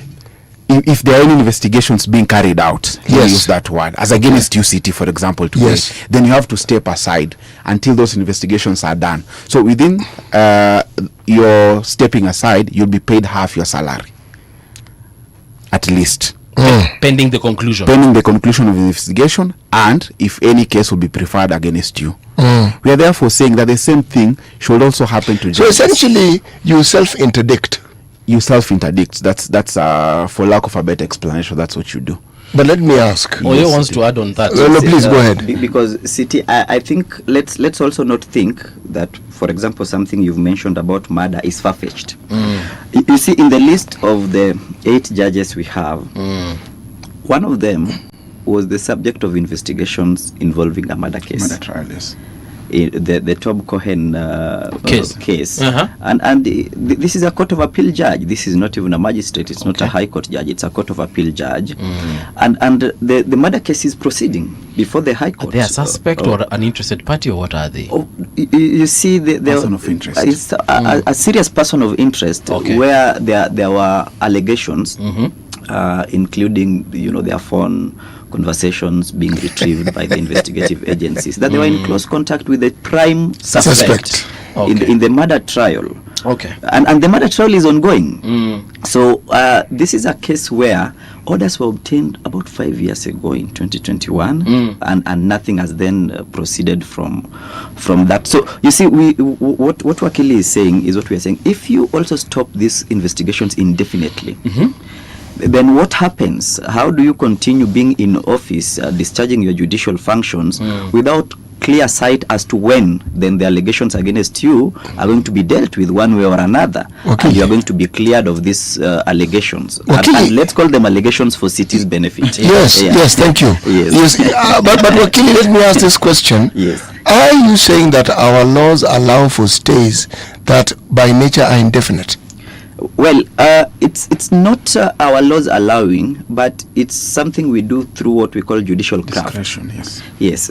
What happens is that if I go to court today and I file a matter under certificate of urgency, I'd be seeking interim orders at the time of filing. If I'm given those interim orders, the next time the matter comes up in court, all I say is that please extend those orders. So those orders may be extended in a manner indefinitely, maybe not indefinitely, but in a manner that then says pending the hearing and determination of the case. The hearing and determination of the case may take 3-4 years. You see, when we had the Embu governors, the former Embu governor, Martin Nyagawambora, a very interesting thing happened there. He had interim orders, served a full term as governor. Yes, he did. And it got to the next electoral cycle. And he was elected. And he was elected again, yes. When the others were subsisting. So this is the gravity of what we are talking about, when now it's a judicial officer who is concerned and continues sitting without a clear direction on then when are these orders going to be lifted, when is this matter going to be heard, and what do they do, even in their private capacities, to try and expedite the hearing and determination of their matters. Because if the investigative agencies have taken a step and they've said we are launching an investigation, the investigative agencies could be said to want to fast track this, and then they are halted, they are stopped by a court order being given. Then where is the end? And that is what we are saying. And what Wakili is saying is exactly what the Law Society of Kenya is pushing for. We are of the firm belief that if you step aside, then you will yourself have the impetus to have the case against you dealt with quickly, so that you come back and continue discharging your duties. But if you enjoy these orders and nothing is happening, there is no movement in the file, then when do we reasonably expect that we will now say Mbuvi now has become a pious judge or judicial officer? Why has the Law Society of Kenya not protested this ambiguous state of affairs where a stay can be prolonged ad infinitum? Why? Because if you ask me, it is either a loophole or it's a tool that has also benefited lawyers, so they see no reason why they should fight it. If I have a client whom I know has profoundly deep pockets, and once this case delayed, my mind goes to what you've just said. I will go under certificate of urgency, seek an order, and I'll just keep pushing this. This car will just be kicked down the road. Let me say this, City. The getting of a stay order is not in itself a bad thing. The purpose of a stay order in constitutional litigation, we call it a conservatory order, is to preserve the subject matter of litigation so that it's not wasted. There are situations where if you don't give a stay, then you are hearing the case for academic purposes only. Because the subject matter there would have been overtaken by events by the time a decision is given. So let's start from there, that the giving of a stay order in itself is not a bad thing. It could legitimately protect and preserve the subject matter of litigation.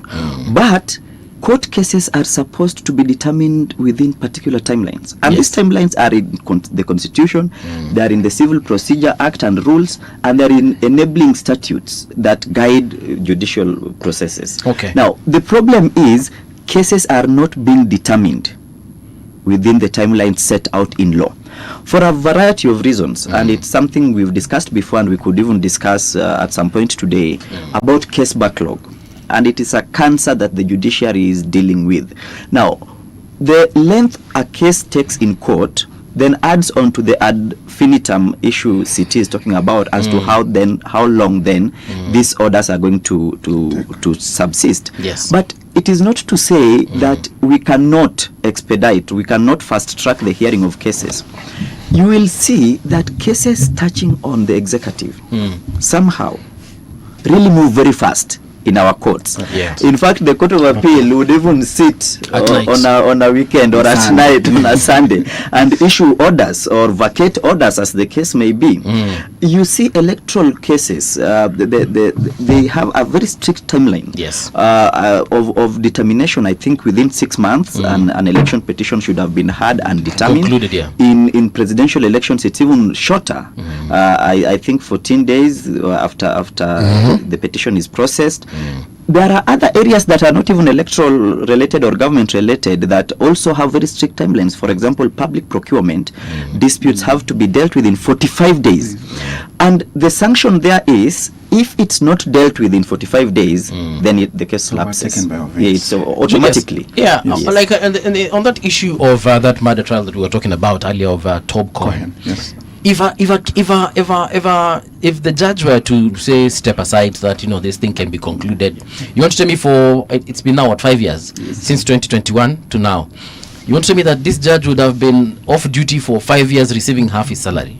Is it a he or a by the way? It's a he. Okay, so this judge would be away for 5 years receiving half the salary, or what? He would be off the job completely, or what are we saying?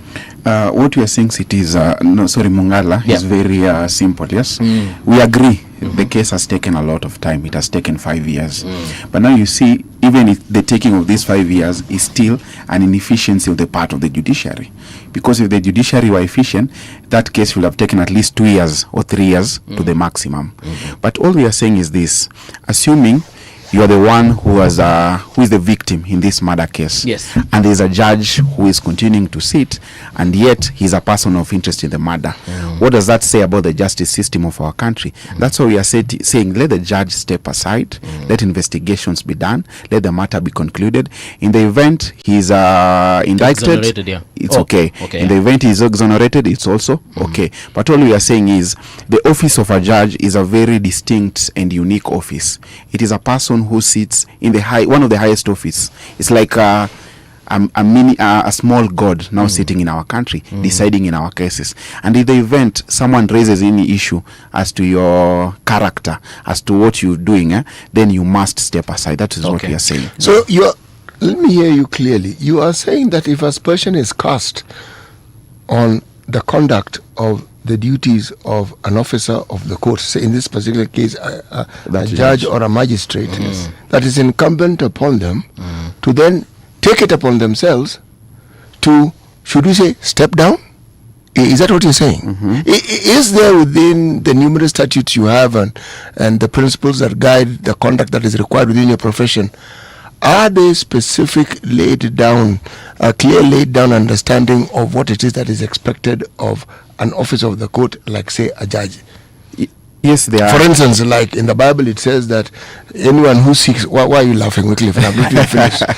Anyone who seeks a high position must be the husband of one wife, for instance, and must have well-behaved children. So it is clear. So if I'm seeking to have a high office in the church, or put it this way, yes, if I want to marry a second wife, then I should not seek that. Okay, so do you want a second wife? No. I'm giving an example. It's a fair assumption.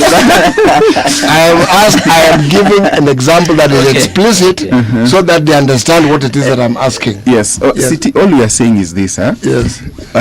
You're not supposed to stop investigations. You're not supposed to move to court to stop investigations as against you.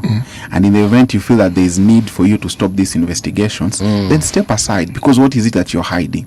By the way, have they stopped these investigations indefinitely? Have they stopped them for a period of time?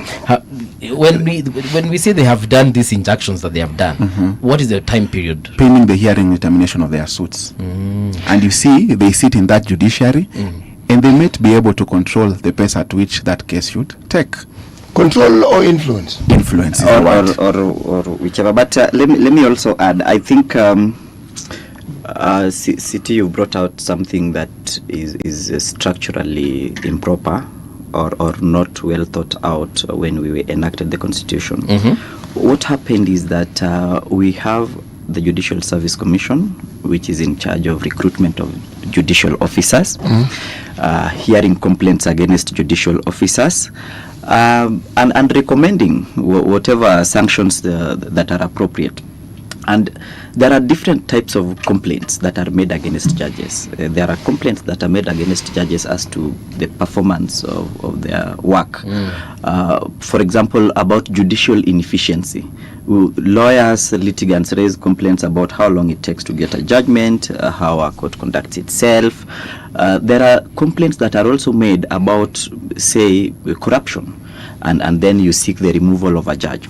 But the Judicial Service Commission, the way it's structured, is such that the chairperson of the Judicial Service Commission is the Chief Justice of the Republic of Kenya. Okay. Now, the Chief Justice of the Republic of Kenya is also the head of the judiciary. And the President of the Supreme Court. And the President of the Supreme Court.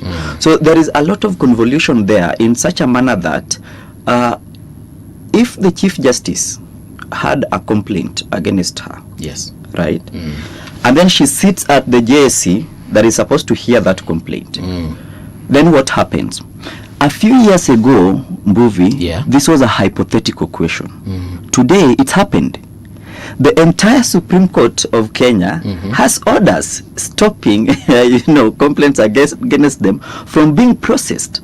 Now, you can imagine the Chief Justice, on one hand, goes to court to say the Judicial Service Commission does not have rules on how some of these complaints should be heard and processed. Yes. And then she goes back to the Judicial Service Commission and says the Judicial Service Commission is ready and willing to hear these complaints. and that's one. Number two, you then have 8 justices of the Supreme Court. Okay, now they are 7. Now barring one, who have orders. These orders have been obtained from the High Court of Kenya. Okay. In judicial hierarchy, the Supreme Court is the highest court in the land. So basically, these judges have gone before their juniors, okay, to get orders stopping whatever processes are going on. Per the Constitution of Kenya, Article 163(7), it says the Supreme Court of Kenya binds all other courts except the Supreme Court. Now, what is the possibility that if the CEO of Radio Generation came to Mbuvi or City and said, look, I want you to do this, that you would not do it? Just consider the parameters of that kind of dispute resolution that we have between the JSC and then the judiciary of Kenya, and what it portends for justice, and the resultant effect would be what has happened now. And what has happened now is that the Law Society of Kenya has said, if you have a complaint that you have stalled by getting orders, then we can't appear before you. Okay. We are going to boycott you. The result of that is that we are now boycotting the entire Supreme Court. Yes.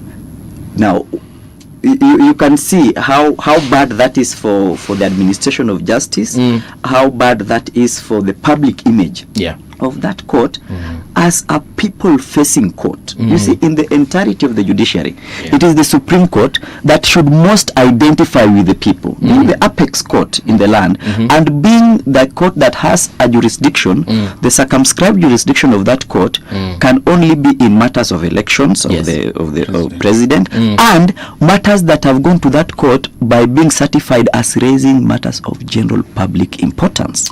It means this is a people's court. Now, if a people's court has injunctions, if a people's court is being boycotted, how does it look for the administration of justice? It looks really bad. And my next question... not necessarily. No, it's bad, City. Not necessarily. What do you mean? Look, there has been a long-running battle between certain members of the legal fraternity and certain members of the Supreme Court, number one. There have been long-running battle between certain members of the legal profession and the Supreme Court, There have been calls for the Chief Justice to resign long before this happened, all right? There have been fingers pointed at individual justices of the Supreme Court, even long before this particular Supreme Court, as it's currently constituted, was in place. If we're talking about the integrity of the Supreme Court being called into question, that has been done over and over and over again. Okay? What I am asking is this: just as we require of Caesar's wife to be beyond reproach, is LSK beyond reproach? The members of the legal profession beyond reproach? Because we've seen judges being taken before the Judicial Service Commission for issues of bribery. Do they bribe themselves, or do their colleagues who are in the bar offer these particular services? Because this hand cannot actually function without the other. Unless you gentlemen take cases to court, there is nothing to adjudicate over.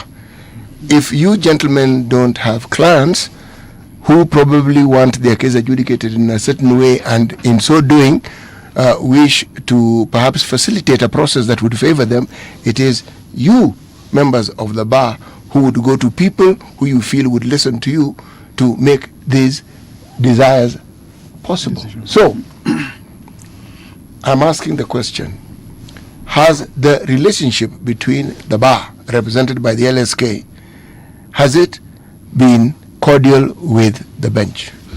I think that's a very important question, and it worries us as much. Let me answer it in three ways. The first one is, let's not assume that there has been no attempt to, one, reform the judiciary of Kenya. In fact, in the words of my senior and friend Ahmed Nasir Abdullahi, senior counsel, he says that there is no country in the world that has attempted to reform its judiciary like Kenya. And there is no country in the world that has failed to reform its judiciary like Kenya.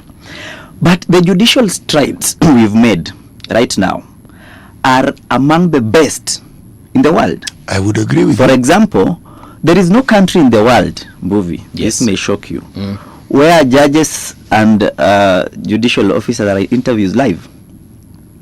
Their appointment process is televised, and we call for submission of any memoranda you may have against nominees. The way we appoint our judges is quite commendable. Number two is that if you look at the period between 2003, for example, to now, yes, we have taken deliberate steps towards reforming the judiciary. We had the Sharad Rao Commission, if you remember, yes, what we called the radical surgery, that just vetted judges and magistrates. In that period, most of those judges and magistrates who had issues, some of them even opted to resign and just leave the judiciary and not be subject to the Rao Commission. Number two, when we came to the 2010 Constitution and after it, the JSC started a process of just trying to clean up the judiciary. Thankfully, the Mutunga-led judiciary, then Chief Justice Mutunga Emeritus, was focused on what he called restoring the public image of the judiciary. In his famous words, sometime in 2011, he says he found a judiciary so low on public confidence, so disorganized in its administrative structures, so bereft of proper structures, that is where the process had to start from. Now, when we had Mutunga go off and Maraga came in, I think in 2016 or thereabouts, then Maraga continued. And then he had, a very concerted effort to make the internal processes, remuneration, work performance, KPIs, those kind of things in the judiciary. Yes. Now, when Martha has come in, there is a sense in which public confidence in the judiciary has started dwindling again. And the question has to be why? Why are we rolling back on the gains we've made over time in trying to reform our judiciary? Okay. I'll give you 3 reasons why. The first one is that there is a feeling among Kenyans that what City is saying has happened, that corruption is back to our judiciary in levels not seen before. Okay. Interestingly, yesterday when we were going to the boycott, a magistrate in Kangema was just arrested, receiving a bribe. Juris pesa. In a very interesting manner. The gentleman who is the accused person had already been sentenced, convicted, and was awaiting sentencing. You see. Before that, a probation officer's report has to be prepared. And when it was prepared, the JE or the judicial officer then meets these people to say, I can work magic and to reverse. have this guy given a non-custodial sentence. Oh, to serve it outside. Yes. Jailer. And when the judiciary gets wind of this, it immediately interdicts this magistrate, right? But this is testament as to what we are saying. This is now what is in the public eye. But what about the institutionalized corruption that we deal with every day? Getting a date, getting your judgment uploaded on the case tracking system, getting warrants, extracting warrants, extracting decrees. So there is a sense in which... I've been a victim of that warrant thing, but yes. Yes, there is a sense in which members of the public are saying, even with very good cases, are saying, is it possible that my case could go south if I don't do something about it? Number 2 is to what the Chief Justice's blueprint is. Because every Chief Justice, just like every president, has a plan on what they want to do for the institution they lead. Okay. Now, the Martha Koome Chief Judiciary has something called STAJ as its blueprint. STAJ is social transformation through access to justice. Now, this social transformation through access to justice thing seems to over-concentrate on what we call ADR and AJS. ADR is alternative dispute resolution. AJS is alternative justice systems. Now, ADR and AJS are about mediators, about chiefs, handling arbitrators. So she has spent so much time and effort in trying to promote out of court settlement. I think that's a good thing, no? A very good thing. Okay. But the rot in court continues. Okay. But we are saying AJS is something mandated by the Constitution. Article 159 is very clear that we must promote alternative systems of justice resolution. But the primary mandate of a judge or a judicial officer is to hear matters before them in court. Okay. Now, as to corruption, and that is what City is asking, is the bar, the advocates, not to blame? Okay. Are we not the ones facilitating corruption? I can't sit here and tell you that my members are entirely not to blame. I can't do that because they say it takes two to tango. Yes. But the thing is, on whose hands is the responsibility to dispense justice is? In other words, yes, if a judge refused to take a bribe, would a lawyer have anyone to give a bribe? Yes, they look for another judge. No, that would still be a judge. So that's what we are saying. If you go to a public institution right now, and we had, for example, Nyayo House as a notorious place for the passports issue, and the government was saying, we are going to try and straighten this out once and for all. If the people there were not seeking a bribe and were telling you that you have the option of not giving a bribe, and you have the option of giving a bribe, but if you don't give a bribe, your matter will be handled in the same impartial manner and in an expeditious manner, why would you give a bribe? The receiver of a bribe, and that is why you see the EACC even treats they give us sometimes as a witness. Because the receiver of a bribe is the one who now makes it almost look like it's a must for you to give me a bribe before I do my job. Okay. But let me also say that the people in the judiciary who are receiving bribes may not be in the majority. May not be in the majority. I'm carefully selecting my words. May not be in the majority. Okay. But then they paint the good, hard-working ones the wrong way. Because when you have, and you've mentioned something, Mbuvi, that you have been the victim. I've been a victim. When you say you have been the victim, you may have been the victim in the hands of one. But now you may think that that's how all of them are. And that's what the Law Society is saying. But it has been made to look like it's a very easy something to procure. Exactly. Wycliffe, yes. It's the way we think. Yes. Well, it's as human beings. But since we are Kenyans, let's pin it down to Kenyans. Yes. Okay? A policeman shoots somebody who's protesting. Why is Ruto killing children now? You see the jump? Yes. It is us. Forget blaming the police service or the Ministry of Interior. There are people who go straight to the president. Straight. So you're there wondering, hey, this one. At what point did Ruto hold a gun? No, you're just thinking and saying, hey, lakini, this thing has really traveled, hasn't it? Okay. Mimi niko na swali kwa Julius, before we forget this whole issue of jurispresa. Because there's a time Chief Justice Martha Koome said, look guys, okay fine, you're making all these complaints of bribery, but you haven't brought forth a single case with evidence and say Oyo has received 1 million shillings from Mbuvi. Is it that there is no evidence, or these guys are very good at hiding, or what is it? Yes. Mung'ala, there is a lot of evidence and there are good petitions before the JSC. The issue that we have is the manner in which the JSC processes some of these complaints. Remember, the JSC is telling us that they do not have rules that would govern how they would process a complaint before them. But when it comes to them making decisions, remember in the Gachagua decision, the High Court told us, in as much as the Senate did not have rules to deal with impeachment processes, Gachagua was impeached properly. But when it comes to them, there are no rules, and because there are no rules, we cannot do what? We cannot process these complaints.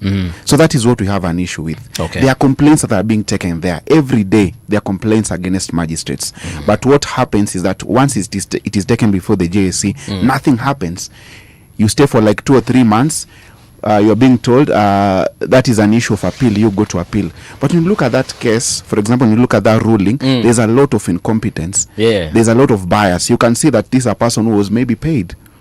You know, Akili, there's since we are here, yes, can we, I want us to try and speak a little honestly about these subjects.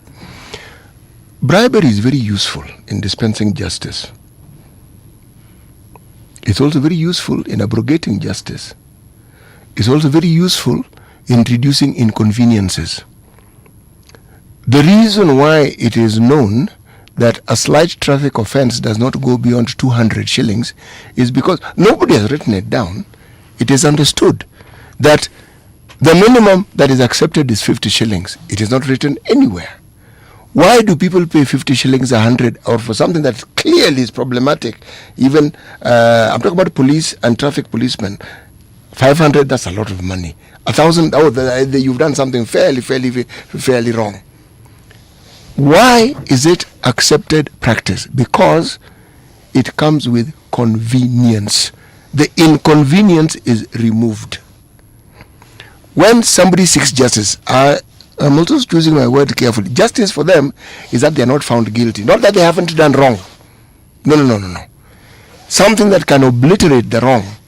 If the giving of money will help obliterate that, and it is understood that there are parties who are willing to facilitate it, then this practice is almost impossible to eradicate. That isn't the job of the judiciary, it's the job of LSK, because these are your members. Yeah, good question, City, you see, when you're a judge or even an advocate for that matter, you take an oath of office. For example, when I was being admitted as an advocate of the High Court of Kenya, I took an oath. And one of the things that you say within the oath is to uphold the rule of law. And of course, upholding the rule of law would mean you avoiding corrupt practices. A judge, on the other hand, has taken an oath as an advocate of the High Court of Kenya. he has proceeded to take an oath as a judicial officer. Now remember, when taking an oath as a judicial officer, you have to state that you're not willing to be biased at all. We are not saying that our members are clean, and as my colleague has put it, we're not saying that our members are clean in all this fiasco. But all we are saying is the buck stops at the judiciary. The buck stops at the judiciary city. Because if I'm able to bribe and Wycliffe is not able to bribe, then the buck stops at the person who's accepting that bribe. The point I'm making here is the buck stops at both places, not just the judiciary. I'm going to explain what I mean. All those members of the judiciary, the magistrates and the judges have classmates who are lawyers. That's true. And they are lawyers. They advocate. All of them. The reason why I'm saying they are lawyers, they are even members of LSK. The reason I'm saying is they're not members of the bar. They don't practice as members of the bar. They're in the bench. That's the difference. But they're people who are known. It's not as though these people live in another country. They're people we know. They are our relatives. They're our friends. They didn't study in Mars or others. No. What to happen to? I am actually talking about this larger picture of the Kenyan ethos of how we solve problems. This is what I'm talking about. You see? Yes. I think, City, let me say this in addition to what Wakili has said.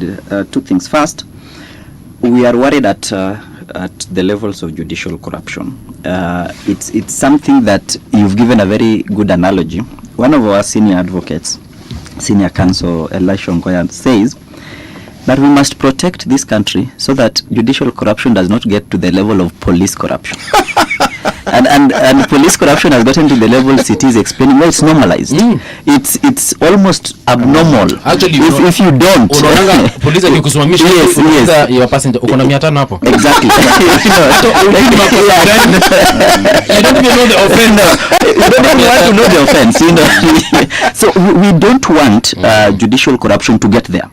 Where it's normalized as a part of our life as a country. Number two is that the Law Society of Kenya is taking its rightful place in this fight. And that is why we are here today discussing about both the general boycott yesterday and the targeted specific boycott continuing. But also we have as much as possible tried to engage the relevant agencies. Today as I speak to you, since we came into the council just about 5 months ago, we've had 3 meetings with the judiciary, and we have a meeting with the Judicial Service Commission on the 31st of July of this year. But we're not just engaging the judiciary alone. We've gone to the EACC, we've had a courtesy call to the office of the ODPP, we've visited the AG, we have visited Kenya Law Reform, because we think and we believe justice is a multifaceted... I'm gender DCI. No, we are yet to but we will. But the point is that the wheels of justice are aided by a number of actors. It's not just the judiciary alone. They are not self-executing. It's not just the lawyers alone. We are not self-executing. Because a criminal case, for example, has the prosecutor involved, has the judge involved, the police involved, the lawyers involved, court clerks involved. And even these law hackers, people like court clerks, are people who are very important in the justice chain, because these are the people who may not bring the file to court. They may not give you a date at the registry. So even registry inefficiency is something we are focusing on. But we are saying that the strides we've made are such that we must protect them. For example, since around 2021, thanks to COVID-19, we moved online completely in our court processes. Now we have a court filing. Has that helped? That is the thing. The expectation is that it should easen things. It should facilitate easier access to justice. But we have a situation where now the system could be down for 3 days. Oh dear. And there is no backup. You understand? Hizi vitu zofanyika country nyingine ama ni Kenya? That's exactly what we are talking about. If the system is going to be down for whatever reason, first there has to be prior notice. Secondly, there has to be a backup. There has to be an alternative for people filing certificates, for people who have urgent matters.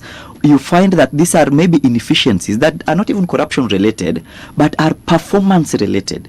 And this performance issue is another big problem we have.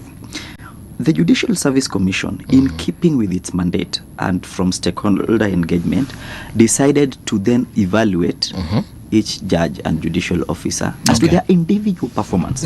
Leave alone now group performance of saying the backlog is 2,000 cases, we've resolved all the percentage, we've resolved with 104%. No, they've decided that, look, we are going to have each judge and each magistrate account for what they are doing. Okay. And a report has been prepared.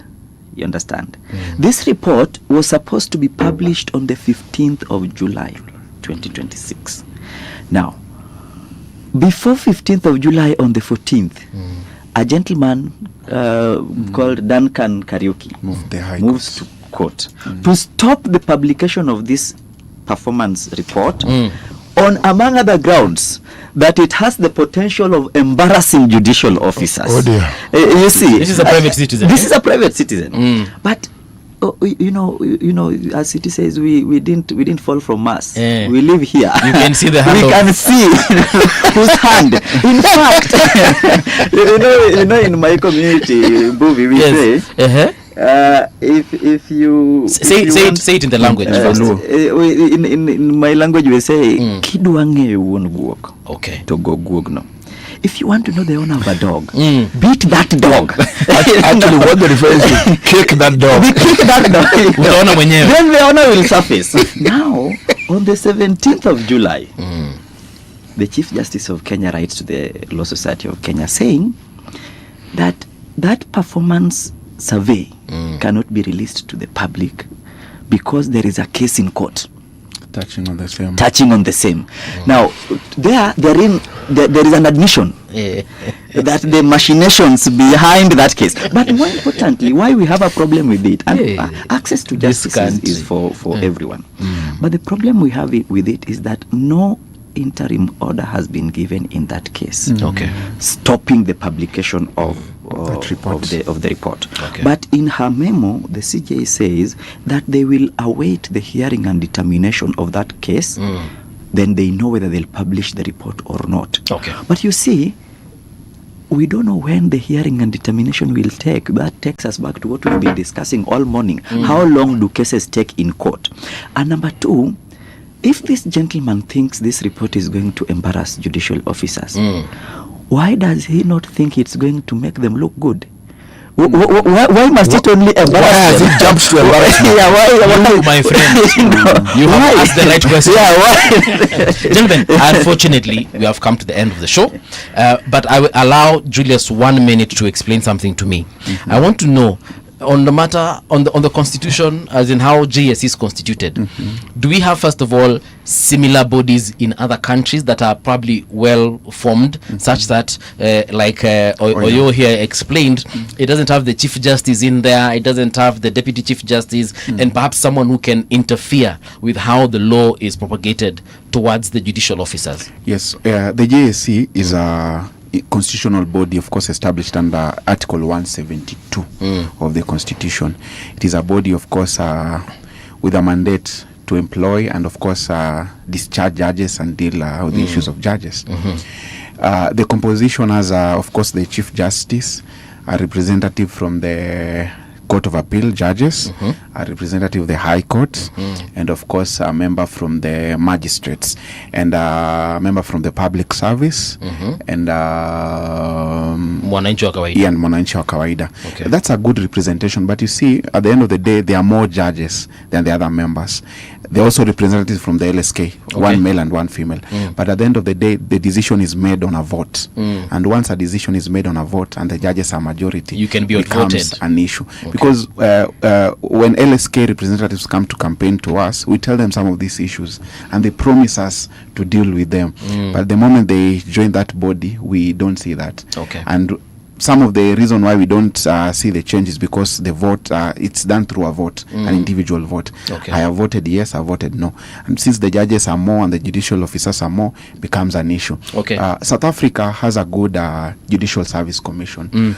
For them, they have more of the public members than, of course, the judges. So it becomes easier to make good decisions. So the issue that we have is JSC makes decisions through a vote. Who determined the composition of the JSC? because it's constitutional. Who determined, who advised on that membership that you should have so many magistrates, judges, the president can nominate God knows how many? Who decided this composition? It's the committee of experts taking into public views into account, and you see the intention was good.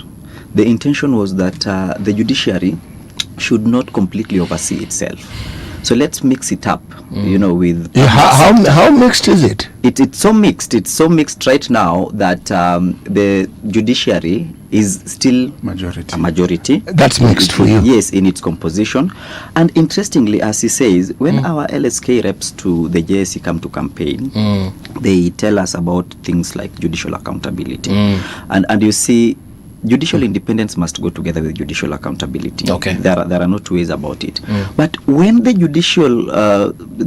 judiciary reps go to campaign among their colleagues, there is no mention of judicial accountability. For them, that's not an important facet. Okay. So the issue for us is the JSC may be pulling in different directions internally.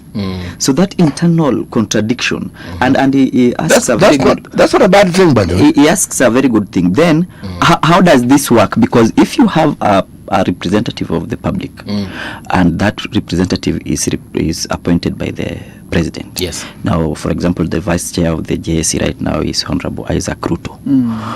You may want to ask, whose interests exactly allow me to assist you. Is he you want to tell me that system is pre-rigged because the president cannot decide who he wants to sit on behalf of the public. No. Mbuvi, I think with your allowance, let me just say this on behalf of the 10 seconds. Yes, of the Law Society of Kenya. We are not seeking to disrupt the administration of justice. We are seeking to help make the administration of justice more efficient, streamlined, and in accordance with the dictates of our constitution. Okay. We are for stakeholder engagement. We are for consultation with justice sector players, and we are saying we are not the only important justice sector player. This is something that encompasses the public. This is something that encompasses justice sector users and consumers of justice. But we are more than happy to take the lead, both in the boardroom and without the boardroom. We were told yesterday that our boycott may not have yielded much, but the point is we have to send a message, and this message has to be sent in a manner that is also professional, and that is why when we are exercising our Article 37 rights and Article 41 rights, we are doing it in a manner that we think is also dignified and respectful to even the institutions we are calling out and demanding accountability from. But lastly, let me say this, because you asked Wakili Julius, about different jurisdictions and how they treat this. This morning in one of our groups, we have very many advocates groups. It's called the Nairobi Advocates Forum. This is the message that was sent there, which I'm going to read verbatim as my closing remark, and then we will ponder over it. That the Law Society of Kenya can benchmark with the Commonwealth countries and the UK on how complaints against judges are handled beyond the Judicial Service Commission. In disciplinary cases of public servants, the case of a head of department cannot be heard by officers junior to him or her. Some members of the JSC are junior in rank to some judges and the CJ. Another body, a tribunal, can be formed of senior lawyers and retired state counsel who no longer appear before the judges to avoid conflict of interest, to handle disciplinary cases filed against judges, including the Chief Justice. An act of parliament to establish the tribunal can be enacted. Thank you.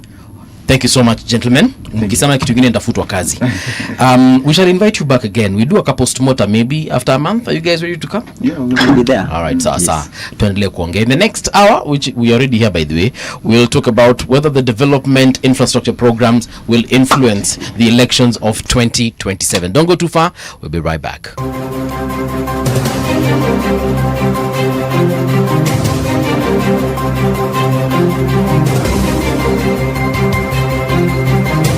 This is the Radio Generation News.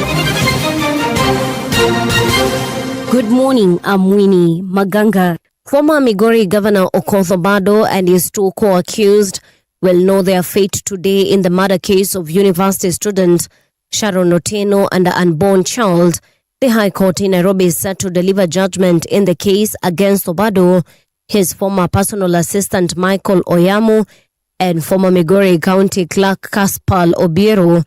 Nearly 8 years after they were charged, the three were placed on their defense after the court found that prosecution had presented enough evidence for them to answer to the murder charges. Doctors across the country could go on strike if county governments fail to implement agreed salary adjustments and pay pending arrears.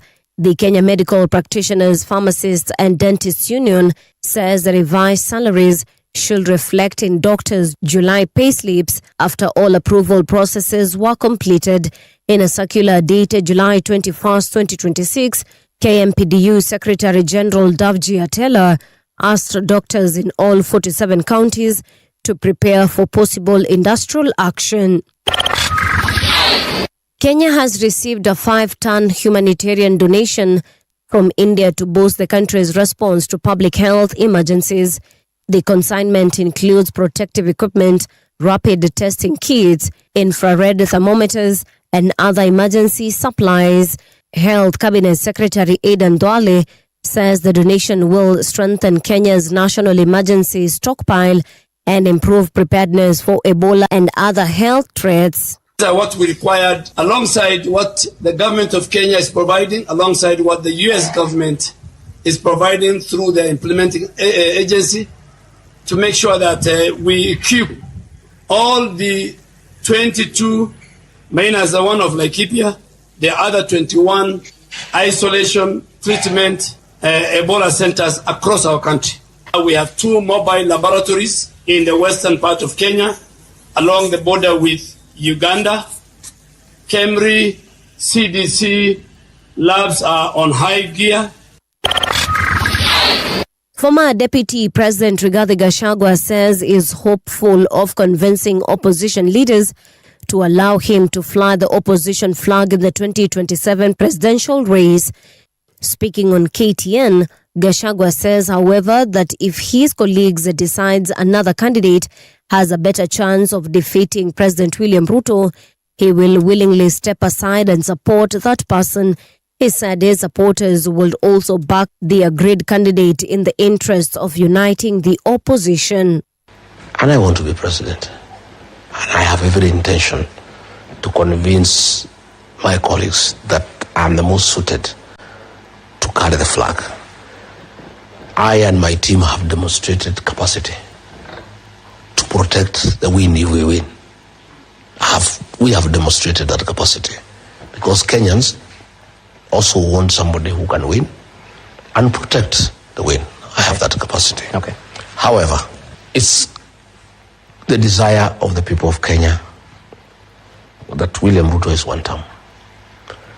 It is the desire of the people of Kenya that it is easier if we have one single presidential candidate. And Kenyans want us to unite and choose one presidential candidate. And that's the truth on Radio Generation. Good morning, I'm Winnie Maganga.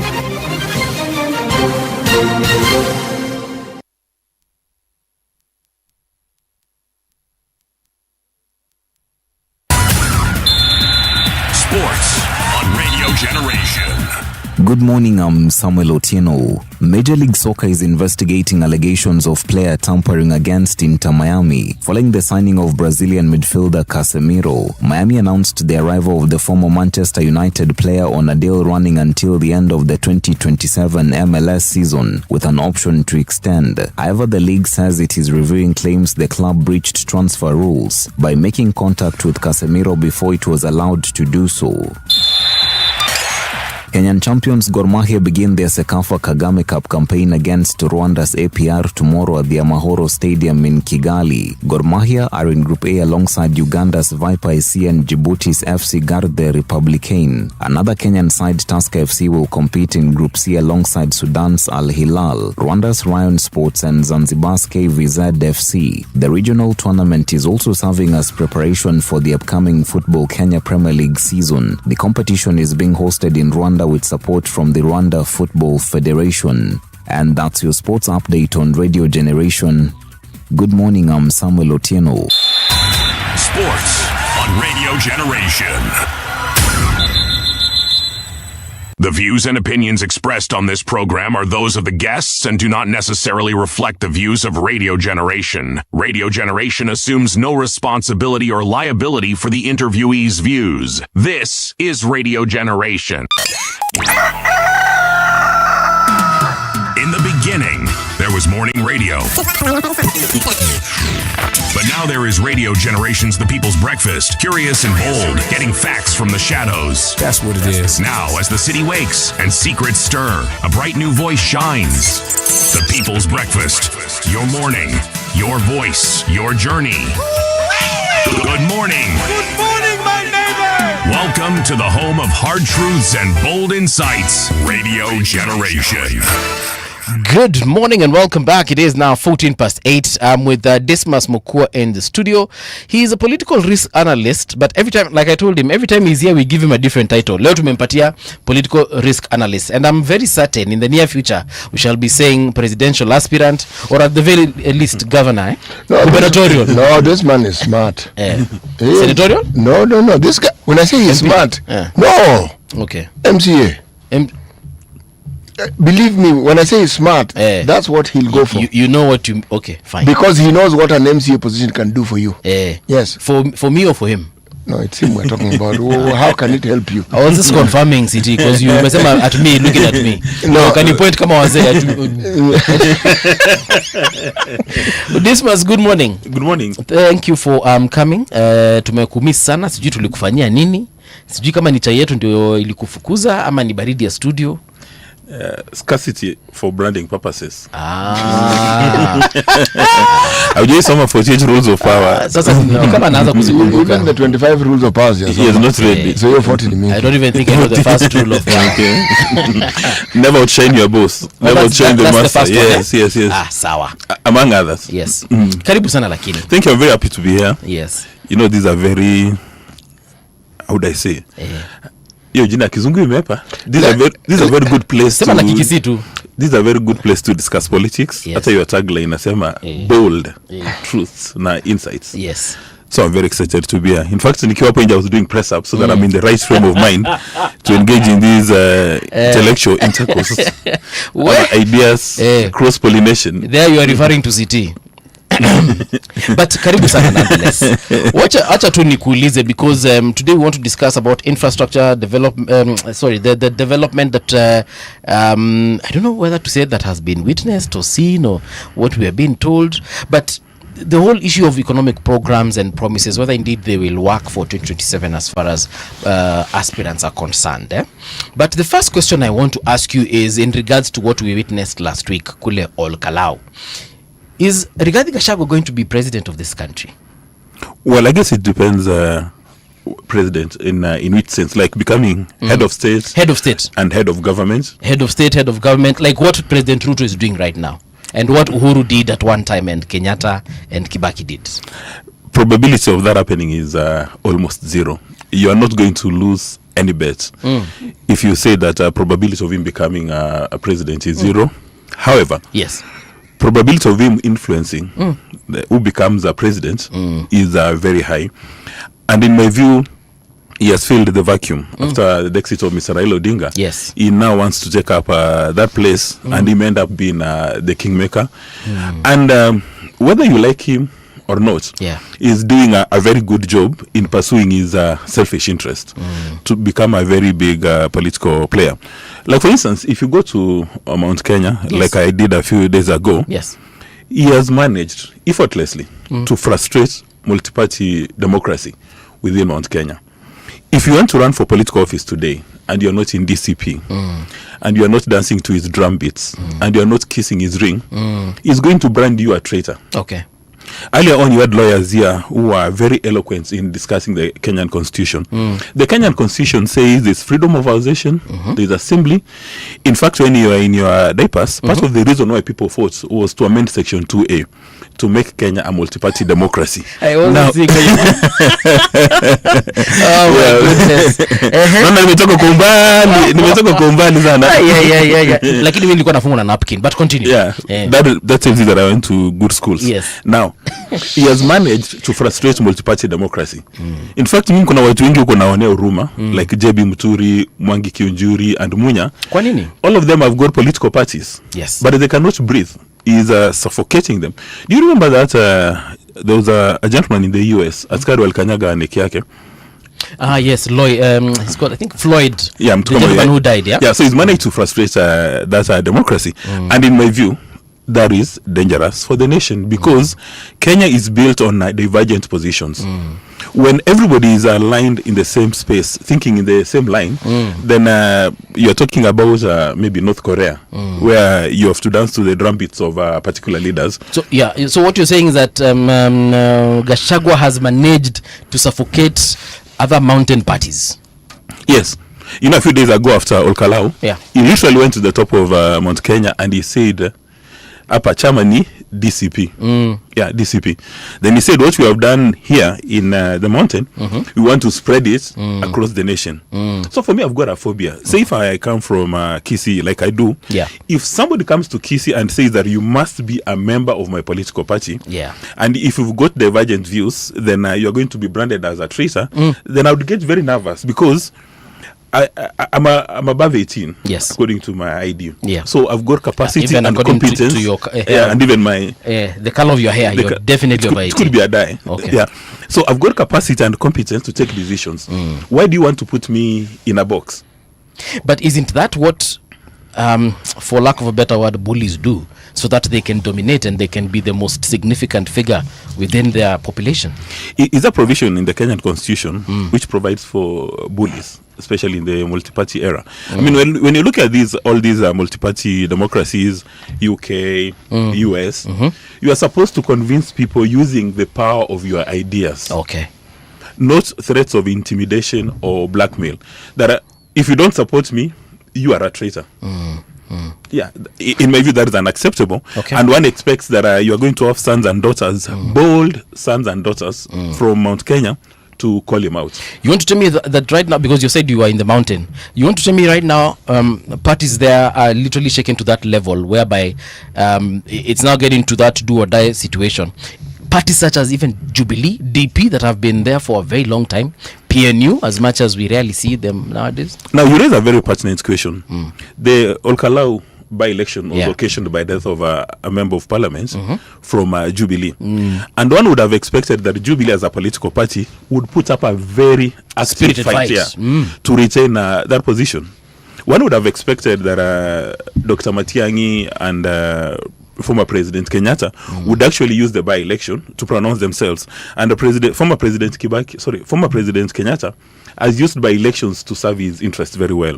You remember when he set up TNA, there was a by-election in Kajiado, there was another one in Murang'a. He used the by-elections to pronounce his arrival.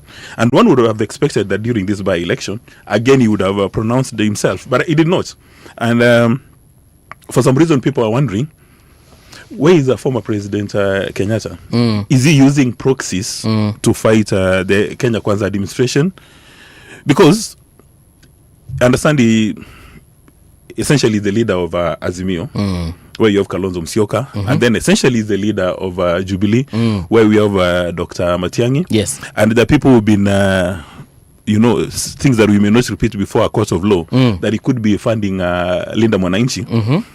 And you've seen the way all these formations have been fighting the key pillars of Kenya Kwanza. You can talk about Wetangula, you can talk about Musalia Mudavadi, you can talk about Amason Kingi, you can talk about the president himself. So that people are beginning to say, can former President Kenyatta come out and declare his interest? Okay. So that people know with clarity where we are going. Okay. Now, and who we are dealing with, Yes. Now, yesterday, I think it was yesterday, we saw Dr. Matiang'i and Sifuna meeting, and of course speculation is rife out there. People are saying, could Matiang'i be joining Linda Mwananchi, or is Linda Mwananchi going to be gobbled up now by Jubilee? And now, you know, we see the Sifunas of today being members of the Jubilee party, and perhaps even Sifuna deputizing Matiang'i as far as the presidential race is concerned. Are we seeing something of that nature, or in story to Niporojo? It was just a meeting and we are overthinking it. Yeah, you're overthinking. But as we approach the elections, you're going to have so many photo opportunities. You remember then Deputy President Ruto at his current residence, there used to be photo opportunities. Hapo nyuma kulikuwa na ile kiraoni ya Kenya. So many photo opportunities are coming out. And again, one can easily bet that the probability of having one opposition presidential candidate again is almost zero. No way. Yeah, because all the top leaders within the opposition, there's a multiplicity of interests, divergent positions. Like, for instance, Dr. Matiang'i says, let's have one presidential candidate. Yeah. But are we going to select him? Scientific method? So that let the people decide in other words. The most popular of one of us to become, Yeah. On the other hand, Mr. Rigathi Gachagua, we consider himself the de facto leader of the opposition. Says, wait a minute. It's going to be scientific, but let's place numbers on the table. Yeah, you come with numbers. How many numbers do you have on the table? They don't care about age. They don't care about experience. Yes. So whatever decision that they want to take, Mr. Rigathi Gachagua says it's going to be subject to his veto power. You know, right now he has demonstrated that he can align everybody from the mountain to vote in a particular direction. Yes. So in fact, right now when he walks into a room... Dismas, you're saying he has proven that he can align everyone in the mountain. Did you say everyone? No, yes, that's what he has just said. And I'd like him to expound and explain what it is that demonstrates what you have said, and what is it that... Give us an example of what you mean. I mean, what I mean is he was expected to go and do campaigns in Orkalau, but he said, no, there are people I'm mentoring, let them go take charge. There was Methu, and I think these are the lady who went and did... what he considers to be an amazing job, and the DCP candidates won. Now, as soon as the candidates won, he went and he did a victory lap. Yeah. And he told people that, Sasa, mimi nimefika. Then the following day, he says, there are a number of public servants of rank, cabinet secretaries, principal secretaries, who in fact want to join him, but they are calling him in the cover of darkness, and he has told them, come during the broad to pigwe picture and kila mtu aone. And because of his capacity for intimidation, if you're not going to run on DCP, probability of winning an election has largely been compromised. So when he goes into a room right now, he can tell them that mliona hiyo mambo ya Olkalau. In fact, right now there's kuna jina inaingia in our political language, inaitwa the Olkalau factor. That when you're having a conversation, people are talking about Olkalau. So you may not like him, you may even hate him, but you have to give him credit that when it comes to converting his tribulations into political capital, he's done a very good job. In fact, he was handed a lemon in the name of an impeachment. He has now converted it into a lemonade. And he's really enjoying it. And you can see the last few days, he's walking like Okonko. He's got a spring on his feet. And he's looking at people saying, Sasa, I'm the new sheriff in town. Because of the win in one by-election.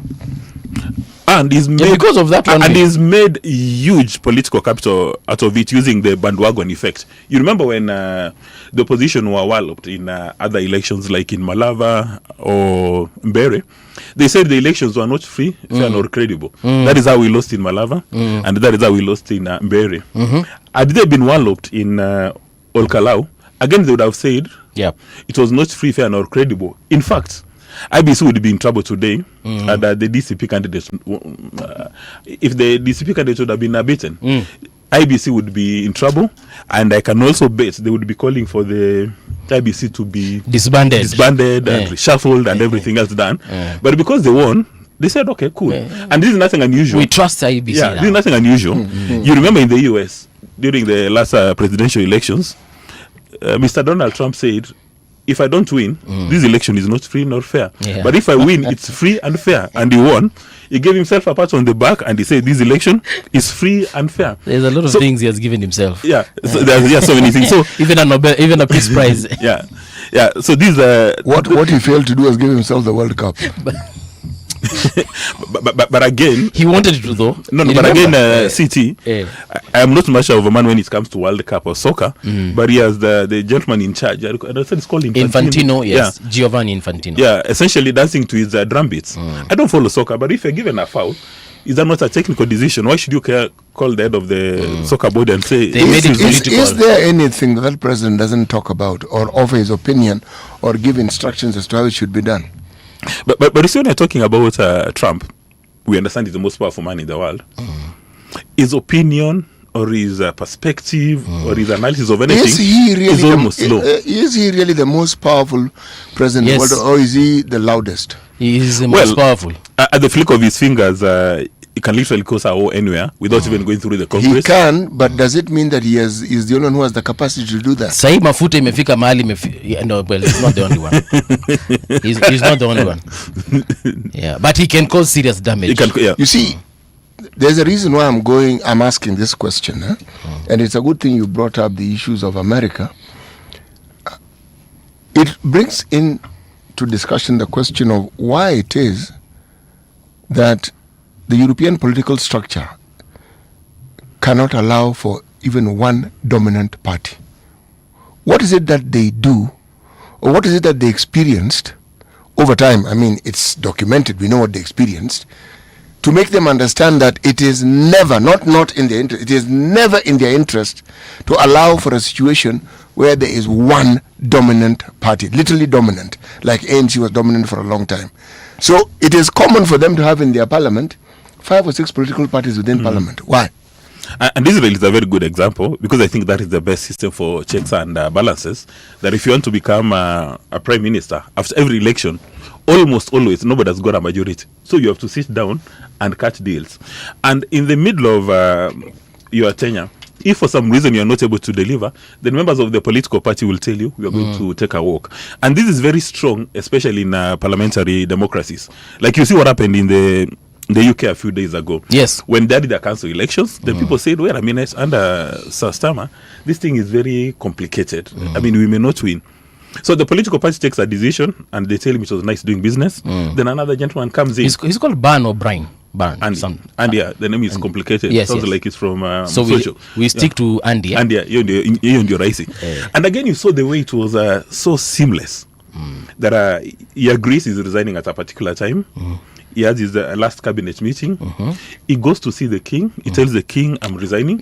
And then the king anamuuliza, who do I call? He says there's a gentleman here by the name Andy. Andy receives a call, goes to the king, anamweka mkono kwa kichwa. The blessings. Yeah, he goes to 10 Downing Street, and he starts running the nation. He moves in with his family. Yes, why can't you have something like that seamless in Kenya? Because I understand the majority of the people in the UK had even no idea that there was this transition. But in Kenya, 2 years before an election, there is attention, there is goons, people are crying. Oh, you're saying 2 years? It's the entire 5 years, but now we never stop elections here. But Dismas, I want us to come back to Nairobi, Kenya, and I have a question in regards to Edwin Sifuna. Yes. It's something is going on as far as Edwin Sifuna is concerned, and I'm still on that particular issue. It's like even people are now decamping to his side. People from other political parties are now associating mainly with Linda Mwananchi as opposed to even their own parties, whether it's Wiper, whether it's Jubilee, and so on and so forth. What is happening on that front? And you said that we might end up having multiple opposition presidential candidates as opposed to what we were thinking it might be one if they do agree. But you're saying that these guys are not going to agree. Probability of them agreeing is almost zero. Because you see, if they were driving Mora's interest, all of them, then they would converge and say this is what Mora expects of us. But they're driving their selfish interest. It's unlikely that their selfish interest would converge. Like, for instance, do you think any sane and rational voter in Kenya would actually think that Dr. Kalonzo Musyoka would sacrifice his presidential ambitions for any other person? As it is right now, I don't think that is likely. Actually, he can. Depends on what he is offered. He can. You're talking about Dr. Stephen Kalonzo Musyoka. Yes. What can you offer him? I am saying it depends. Because if we're having this discussion, then it means he is a player whose voice matters and whose position matters. And so we're asking the question, Under what circumstances would he be willing to step down? Is that not what we're asking? Yes. And I'm saying yes. Okay. Yeah, but he's saying everyone has a price. Yeah, but I'm willing to bet my cow in the village. Yes. And that is the only cow you have. one. Okay. That cow must be tired. I mean, but we understand the significance of that cow. Yes. Probably zero. By the time a guy talk about his cow on In live the radio, Kuna. No, but you know, and then also Sifuna has got this homecoming thing going on. That I think he's preparing. Is it this weekend or the next? But you can even see the conversations around it. Influencers have actually now been paid to create a buzz around it. And we know how Kenya works when it comes to such kinds of things. We believe in influencers than we believe our own mothers. So ikifika hapo, whereby we are seeing people gearing up and they are beating these drums towards this particular homecoming. Is there something brewing in this Edwin Sifuna camp? Let's go back. We had a gentleman called Natembea. Yeah. He started the Tawe movement. Yes. And he wanted to run Musalia Mudavadi and Wetangula out of town. Yeah. He failed successfully because he was blaming personalities instead of looking at issues. Yes. Now you have Mr. Sifuna, who because of the death of Mr. Raila Odinga, there was a Linda Mwananchi and then there is a Linda Ground. Yeah. He's managed to create a national conversation on Linda Mwananchi. But the challenge is that when you look at Linda Mwananchi, it doesn't have any specific messaging. And it's anchored on personalities. It's like there's no specific messaging? I mean, what is the messaging? See, Linda Mwananchi. Focus on the Mwananchi. Focus on Mora. Focus on Wanjiko. So what exactly the interests of Mora and the interests of Wanjiko? Have they crystallized Mora's interest? Do they talk about Mora's interest? Actually, Mora has actually constructed her interest. And Mora ni Sifuna.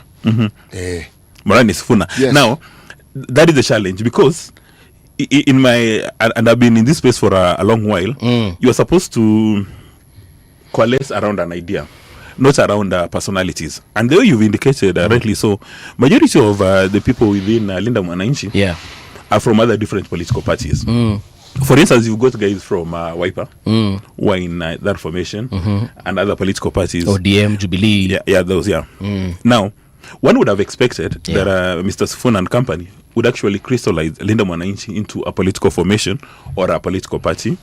And I don't know the time guides for, the time scales for resigning and having a by-election. If he resigned and he causes a by-election in Nairobi for the Senate seat on a party aligned with Linda Mwananchi and he wins, then he would cause a stampede and everybody would be aligned to that political party. And that is what Mr. Raila Odinga did some time ago. Yes. When he started with Ford Kenya, he said, I'm a man, I'm going to resign, I'm going to form a political party. And then there was a stampede. Everybody wanted to be associated with him. But he has not done that. And then I see there's a fundraising effort. You recall when at some stage again, Maraga's candidature was in vogue. It was the talk of town. Being a chief justice, I participated in sending folks home. Now I'm going to be president. Then he put up a pay bill to raise resources. I don't know how much he raised. So like also the one for Sifuna, seeing the amount of money people are going to donate may give an indication of his popularity. But again, now the people are beginning to ask the question. Why do you say that? The amount fundraised? Yes, no. Why it would give an estimate of his popularity? I mean, if you are... But you even UCT, you said it here as the answers. You said that... What did I say? Watu wamekuchangia, that is as good as a vote, bana. Was that with reference to politicians? Yes, it was. Who are we talking about? Politicians who are independent candidates and who, because of the goodwill of the people, might get to parliament or even the presidency. Contextually, you're absolutely right. But let me contextualize it further. Okay. People give money for something they believe in. Okay? True. My point is that is not the only indicator. It's one of the key variables. However, again, on the flip side, we know politicians in Kenya are very mischievous. They can actually flood that pay bill with resources so as to elevate him and use him for other activities. Because some of the sharpest people in the world are Kenyan politicians. Yeah. I beg to disagree, but go on. Yeah. So, again, politicians, remember there's a gentleman who woke up early in the morning with githeri and avocado. Yes. To go and cast his ballot. He was even given a head of state commendation. Rewarded. So imagine early in the morning it's raining. Yes. And you're going to vote on an empty stomach, but on your way you buy githeri because somebody has convinced you. There are some people in Kenya, understand they're referred to as goons. They kill because of politicians. Okay. Or they're killed because of They politicians. actually tend to beat up people. The killing is not as prolific as the beating and the disruption that they cause. Every once in a while somebody dies and it's truly and honestly tragic. But they cause mayhem and they beat you. Yeah. Or they beat those who they've been directed to beat. On account of pecuniary consideration. Yes. So which is why this gentleman now called former President Kenyatta needs to come up, and if he wants to engage in the political space, instead of using proxies to fight people like Wetangula, he needs to come up, face them mundu. I mean, this man, thank you.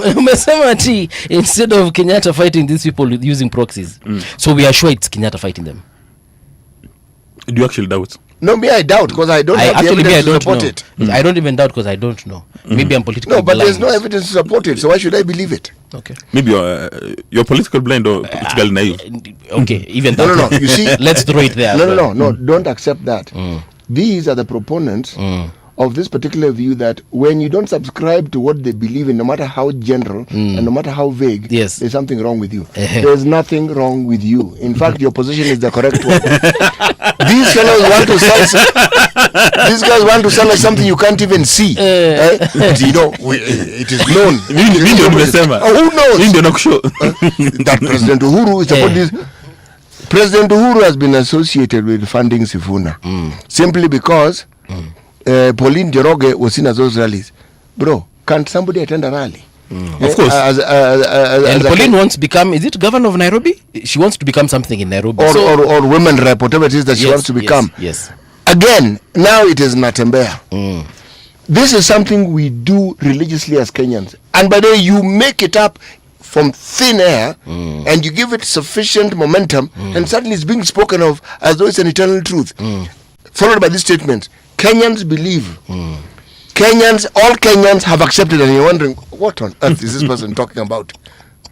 There's someone who's asked me something here, and I hope you gentlemen can help me understand it. Milimo 79 amesema, Mr. Mbuvi Paul, can you please visit the speeches of the late Raila Amolo Odinga and Sifuna on 17th Dec 2023 during a burial in Bungoma? From that, you will discern what is happening with Sifuna.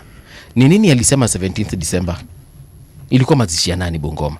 The question that had been raised then was whether, forget the mazishi. Yes. The issue was whether ODM was going to present a presidential candidate. Okay. There had been doubt about whether there'll be the issue of a presidential candidate, whether ODM is supporting the route of presidency. Raila is said to have asked the question, who said that ODM was not going to present a presidential candidate? Yeah, let's unfold. But who told you? Yes. Yeah, there was that question. Who told you? Yeah. Yeah. Okay. My take 2.0. Huyu lazima nisome zake before nisome out loud. So this is what he's saying. You may expose yourself to libel slander. Wait. Huyu zake lazima nisome. But anyway, amesema hivi. Sifuna hubamba mafala. A man who's given opportunity in a media platform to give manifesto, but instead he says lawyers cannot live in a decent apartment because they care more about kuku. You know what I know about what people have been saying about Sifuna here and also elsewhere is that he needs to consolidate some kind of backyard. Same way, you know, someone like Alonzo can say Kamba is my backyard. Oh, Nani What he can say, it is his backyard. Okay. I don't want to speak for Kalonzo. Oh, let me speak for him then. Okay. Continue holding brief for him. And not only is it his backyard, not Cumberland, he has a backyard in Mariakani, which iko Mombasa, you coast. Okay. He has a backyard in Changamwe, Mombasa. He has a backyard in Kilifi County, Kwale County. Yes, he has a backyard in Taita Taveta. Okay. Yes. Is his backyard anchored in policy considerations or tribal nationalism? Since when are our politicians and the individuals who follow them in large numbers, or small for that matter, follow because of some grand idea and says, what are these things that grand manifesto sangapi? That's not how we follow leaders, bwana. There we go. Yes. Not even Peter Kenneth. Those who have come up with grand ideas and manifestos tend to lose badly. So that's not how people win elections in this country. Sincerely, that's not how they win. Somebody's going to point out and say, manifesto ya Sakaja ilikuwa gani? Sawa. Well, you know, in a good part, manifestos in Kenya. I don't know why you're laughing. Also, is this because Sakaja didn't have a manifesto? He had a manifesto without him. See, it is reaction. Okay.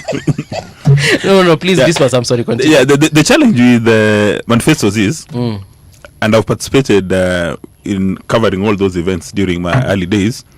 You've even participated in creating some of them. 99% of the members of that political party get to interact with the manifesto when it's been launched at Nyayo National Stadium or at Kasarani. Even the presidential candidates, most of the time, they interact with their manifesto when it's been launched. You even remember, I don't remember whether it was NAC or COD, there are 3 manifestos, but all of them said to be authored by the same person. Okay. Yeah, there were manifestos flying left, right, and center. So manifestos in a good party in Kenya count for nothing. What counts is the production of that manifesto. Like, for instance, when Kenya Kwanza, they were doing their own manifesto, they said they did a countrywide consultation so that people feel to be part and parcel of the production of that manifesto. But the idea is you've committed idea that they're going to be implemented. And most of the manifestos in Kenya, I think they were crafted by one person. I think it was Professor Anyang' Nyong'o, long time ago. So as you approach an election, people take the cut, paste, and they just add a few things. And any event, I don't understand why we actually have manifestos in Kenya if you have a Vision 2030. Because as a nation, we agreed at some stage that all of us are going to be driving towards that direction, or Vision 2030. So everything should be anchored. Because if you place too much a premium on a manifesto, say a presidency takes over, then after 5 years another one comes in, then it means that everything we are going to be doing is going to be around 5 years. Yes. We need to agree as a nation that we have Vision 2030. Through public participation, everybody has agreed on, so that when you approach an election, maybe what we need to discuss is how you're going to implement Vision 2030. Not that it's supposed to be an airstrip in Mosocho. When you take over, you say, no, let's put up a, I don't know what it is, railway line, and then things get complicated. State Lodge once, ongeza State Lodge. State Lodge ni mzuri sana.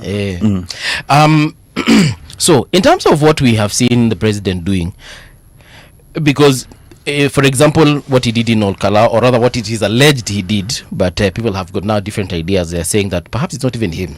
It's the folks who really wanted a win in Olkalau, that a win for UDA in Olkalau did it. Maybe for him, he wasn't really interested in it as much as we think he did, because apparently he knew that that mountain is gone. First of all, is the mountain gone, by the way? That he was not interested in having a win. Your dear candidate win. No, for him, it was not really a do or die. It is the folks beneath him that they really had to make this a do or die situation. And the media also made it a do or die situation. And then there's us, In my view, the outcome of that by-election has exposed that there are UDA politicians from Mount Kenya are unable to stop the Rigathi Gachagua wave, and is having a field day, and that complicates matters for Professor Kithure Kindiki, because he's not seated pretty. Because I suspect the conversations right now is, what value does he bring to the table? And I think for President Ruto, that will be again a double-edged sword. See, there's Mount Kenya West. You don't have him as a running mate. Okay, he has confirmed our worst fears. You have him as a running mate. Then other parts of Kenya wanauliza, okay. Let me ask a converse question. If there was no win in Olkalau and the running mate was Kindiki, are you saying that the mountain would still vote? If there was no win? Yes, if Olkalau UDA won, are you saying that Kindiki's position or the electorate in that region would still vote in favor of President Ruto? In the interim period, Professor Kindiki would be working with a spring, like Okunko. Actually, look, the mountain is a strange place. Strange in that the voters there are, the way they go about their business is not really complicated or difficult to understand. Okay? if you take, for instance, the very high turnover they have of the politicians they elect, you ask the questions, why do they do that? You come back to a place like Nyandarua County, which is a diaspora really, because communities from that region, specifically Kiambu, Murang'a, Nyeri, then a smattering of Kirinyaga and the others are represented there.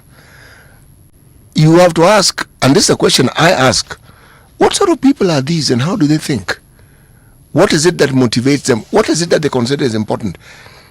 The member of parliament who died was a 3-term MP. What is it about him that was so appealing? In other places, when you have won and it's a 3 or even 2 terms, and you pass away before the end of your term, either a relative of yours or somebody who belongs to your party stands a very, very good chance of winning. This was not the case.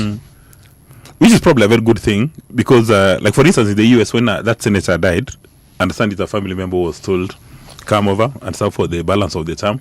Actually, in many parts of Kenya, I think it's maybe, I don't know whether it's being loyal to the candidate or being loyal to the family to say that you participated as maybe body corporate in this thing, let's give you the position. But again, one may ask that if you're somebody's spouse or child, does it mean that you cannot run for political office on account of the DNA? And people would say there's nothing to stop you. You go ahead and run for political office. Yeah. So for me, I don't see a complication in that. But from what City is saying, one can easily form an opinion that majority of the time when people in Kenya are voting, they're voting against. They're not voting for. Like for instance, the question you asked earlier on about economic performance. Most of the time, voters will tend to punish for economic performance, but they hardly reward economic performance. Like when President Kibaki was campaigning for his second term, the economy was said to be doing very well, stellar. The economy was doing well. Yes. Yeah, but people still said, no, actually you're right. That man was fairly unpopular even in his own backyard. Yeah. But I think what made him, apart from that one, it is the referendum. Your referendum kidogo No, but there was a referendum. But if the economic variables are okay, those ones are good. Yes, for sure. Fukoni, people do not say, okay, you've done very well, let's reward you. They look for another reason to send you home. But I mean, it's in a village where people where candidates say nimewatengenezea lami akamwambia usichukue, you plug the lami peleka kwenu nyumbani. If you speak to Mr. Raphael Tuju, he hit die notes when he was MP Maendeleo, but because he was not aligned with Mr. Raila Odinga, he was solely Maendeleo. This is the reason why ulienda kwa hiyo ofisi. So hakuna kitu yenye umetuambia hapa hivi.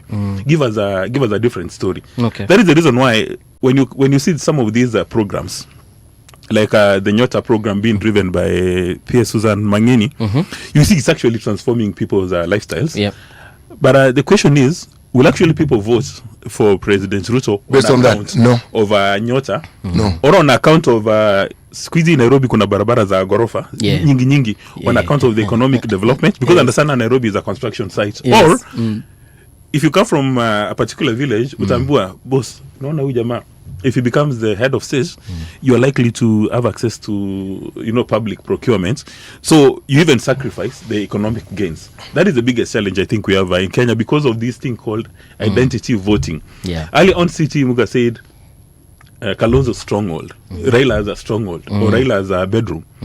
All these terminologies, they confirm that voting has got nothing to do with policies or your success as far as making the lives of your people better. But going back to Kibaki a little bit, the shida zake zilianza venye wali, from what I understand, wali short change Raila.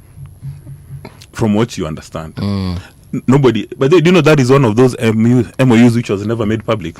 So nobody knows the nature of their conversation. What was said in the public was that Raila was promised prime ministership. Okay. Sorry, we didn't have a position like that in the constitution. Don't. But we've learned it can be created. Yes, because it was created. Yes, later after the election. Yes, but at that point in time, it was clear And unfortunately, there are individuals like John Mishuki who actually stated categorically, said, there are some things we're doing because we wanted to be in power. I'm actually paraphrasing. Yeah. Now we've got the power. I mean, surely, people should understand this. Yeah, actually, that statement was very shocking because part of the reason why everybody wanted to kick out President Moi then was to get a new katiba, a new constitution. But as soon as Kibaki took office, the late John Mishuki said, wait a minute, this Katiba, these are very good documents. Why do you want us to change this thing? These are very good documents. What is it for? Don't you know that we just wanted Moi out of office? And in fact, Kibaki went ahead and ran the country in a stellar manner using that constitution. You remember, now I've stopped talking about it, character, capacity, and competence because of that character. Yes, and competence. Yeah. And understand from having spoken with some members of his cabinet, Kibaki never just called cabinet secretaries. You agree during a cabinet meeting, this is what you are going to do, and you go and execute. During the next cabinet meeting, you come and give report. A report. Yeah. But a few days ago, you remember when the then CS for Interior ran late for a performance review meeting at State House. President Ruto suggested that he knows more about state departments and ministries more than his cabinet secretaries and more than the principal secretary. Whom he appointed, yes. So now you begin to wonder, how is it possible that the president has got a deep understanding of your state department kukuliko wewe mwenyewe? But let me ask this much, that he said it, does it make it true? Well, we have no... Hakuna measure, there's no yardstick for measuring. Yeah, and again, we can't prove the converse. I think ni ukweli. Why do you say so, Paul? Because it's very easy for you to get that information from the officers beneath the CS. We're talking about the PS and the directors, yeah? It's very easy for me to just pick up the call, bypass Mokua, and go directly to the person chini yake na nimuulize tu hebu tell me what's up. Na ataniambia by the way. If we take you back to an era when Moi was president, he had such a system. Yes, he did. Chiefs, DCs, DOs and DCs, special, not everyone. But you're right. There are things he was far more informed about. So I might not know all the 22 ministries, but if I want to know about the specific one that you host, you will know. My friend, nitajua kila kitu. And it's actually President Moi who made DOs very popular and even made the Bachelor's of Arts degree from the University of Nairobi very popular. Because as soon as you get a BA, then you can easily become a DO. He had special DOs. There was a gentleman called Ezekiel Yugi, who was the PS for the modern day provincial administration and interior. Yes. Then we didn't have mobile phones. But understand when Ezekiel Yugi called you, you had to stand up and take the call. Sasa simu inapigwa kutoka Rambe. It's a call, bro. Na wewe uko Musocho as the DO, kuna juu namba ya Ezekiel Yugi, lazima usimame. Because he created the impression that he was actually in your office when he's calling from Nairobi. And that is what President Moi did. Yeah. And that is how, when you look at the presidency of President Moi made the presidency presidential. I don't know whether you ever covered them. I did. When he walked into a room, there was a magnetic effect. You felt that there is power. Hata kama kuko mbali. Yeah. And una feel too heavy may change. Actually, yeah. This was spot on. Kenyatta had an even bigger aura. Kenyatta calls you. You can begin with a running stomach because even as you think of what it is that you've been called for. Yes. That aura of authority. Yeah. Jomo Kenyatta. But the leadership of the time had that aura. That's why in that particular era, campaigning had to do with the very thing we're saying doesn't matter now. You needed to be someone of substance. It is for that reason that very many people who were elected in that era tended to have been teachers. Because they were trusted by the community. They were known by the community. And something else which I found to be very critical is that then when you got an invitation to go to State House to see President Daniel Toroitich Arap Moi, probability of you buying a new suit was 100%. Yeah. 100%. Squeezing on what wanaenda State House in a pair of faded t-shirts, jeans, sweatpants. Easy. During wanaendaga State House, with sweatpants. Angalia hizo picha ziko online. Even during the National Day celebrations, the way Moi during is at his peak, tall, lean, anaweka kale kamau hapa hivi. Even when he's taking the national anthem saluting, there was that presidency. Even when he lift up that, even when he's inspecting the guard of honor, mnaona hapa hivi yenyewe yule ni commander in chief. And I think this thing got compromised after President Kibaki. Okay. Because now then, I don't know that the intention to demystify the presidency, in fact, was a very good thing. Because this is the president supposed to be a symbol of national unity. It's supposed to be enigmatic. So that when you get a call from the president, as CT said, unaenda kwa kwanza unafanya press ups, you take your medication because you don't know the nature of that conversation. Pressure yako hujui kama itaenda juu machini. Yeah. Okay. But one of those things will happen. Okay. So what are we saying about 2027 and how Kenya will choose their next president? In my view, if we want to make progress, 2027 should not be a tribal census. That we want to know, the way Sitia said, how many Kambas are in Changamwe, how many Kisis are in Kajiado or Ngong. We should vote for policies, because there is evidence that if you vote for character, competence, capacity anchored in meritocracy, then you are going to make progress. But if you're voting somebody simply because they come from your village, yes, because they are your cousins, the probability of making progress is zero. That is the reason why, in my view, like for instance, what the PS Mangeni is doing with Nyota, it's uplifting people. That is something which should be celebrated.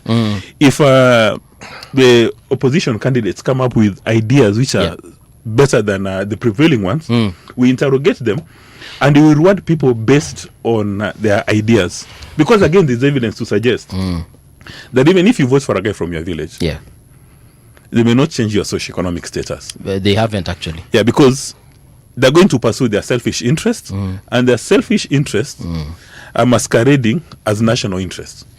Haya. Kuna swali hapa nitauliza tukimalizia conversation yetu. This is from Mohamed Murunga. Moha is asking, could former president be the mole in the opposition? Recall yangu 10, yako 10. Could Uhuru be the mole? You know, with the tremendous respect to the person mwenye ameulizia swali, anaitwa Mohamed Murunga. Yeah, huyo Mohamed Murunga. I think that is casting aspersions on former president Kenyatta. How can he be a mole? Let me ask the question. There was a time when President Ruto went to visit President Kenyatta at his home in Ishaweri. Not long after that, 3 individuals from the mountain region were appointed as CSs. Okay? So are we supposed to say that they're going to be appointed anyway, and that visit to Ishaweri has no bearing on it whatsoever? How are we supposed to read this? Well, that probably does exist. And again, you raise a very pertinent question. There are the 3 cabinet ministers you so mentioned. They've not been very active in the political space the last couple of days. I understand a number of them were reluctant even to go to Olkalau for the campaigns. So I don't know what is happening, whether there's cold feet. I even recall the Secretary General for UDA akisema kwamba the probability does exist. There are public servants of rank serving this administration. Ikifika mwezi wa pili, they will do a Usain Bolt and then disappear and join DCP. And then a few days later, Rigathi Gachagua says, kuna watu wamenipigia, sijui mmoja anataka kuwa governor wa Nyeri, lakini namwambia kuja mchana tupigwe picha. Ni mambo ya kunipigia picha usiku, kunipigia simu usiku, mimi sitaki.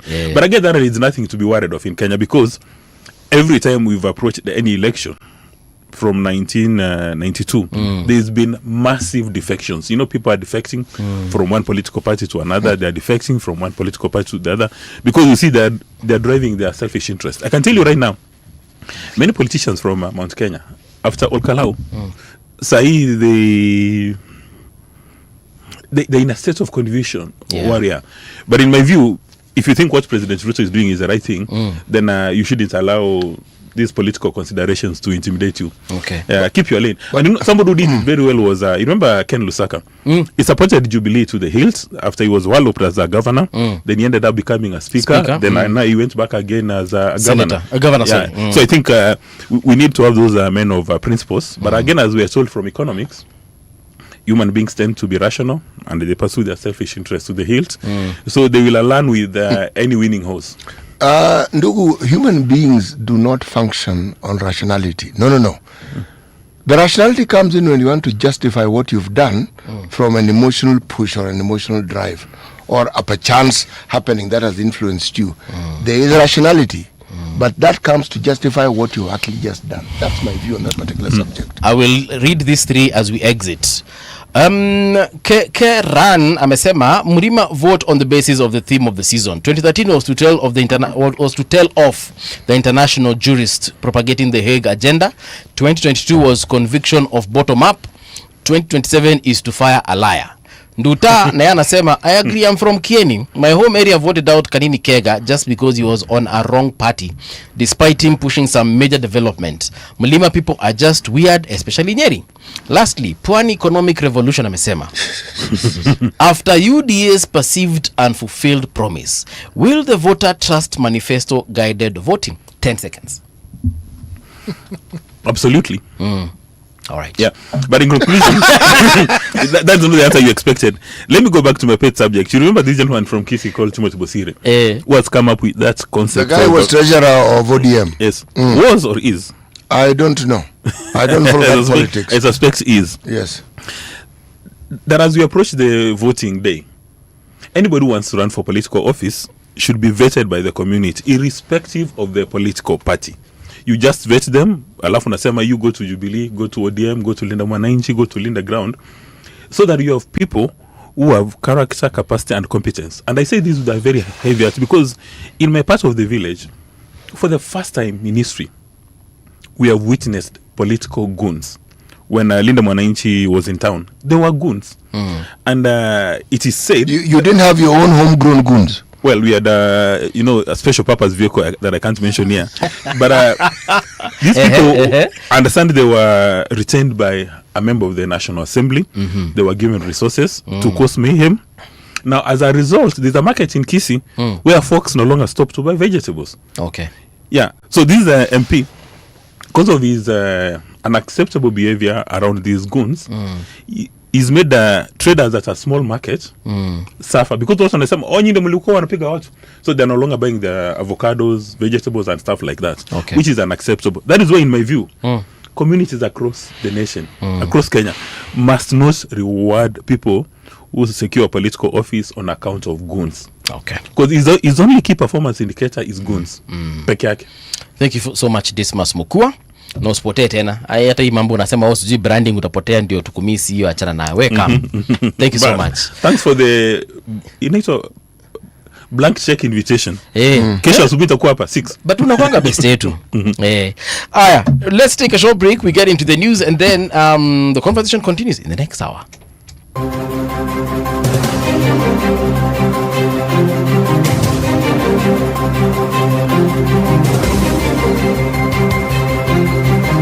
This is the Radio Generation News.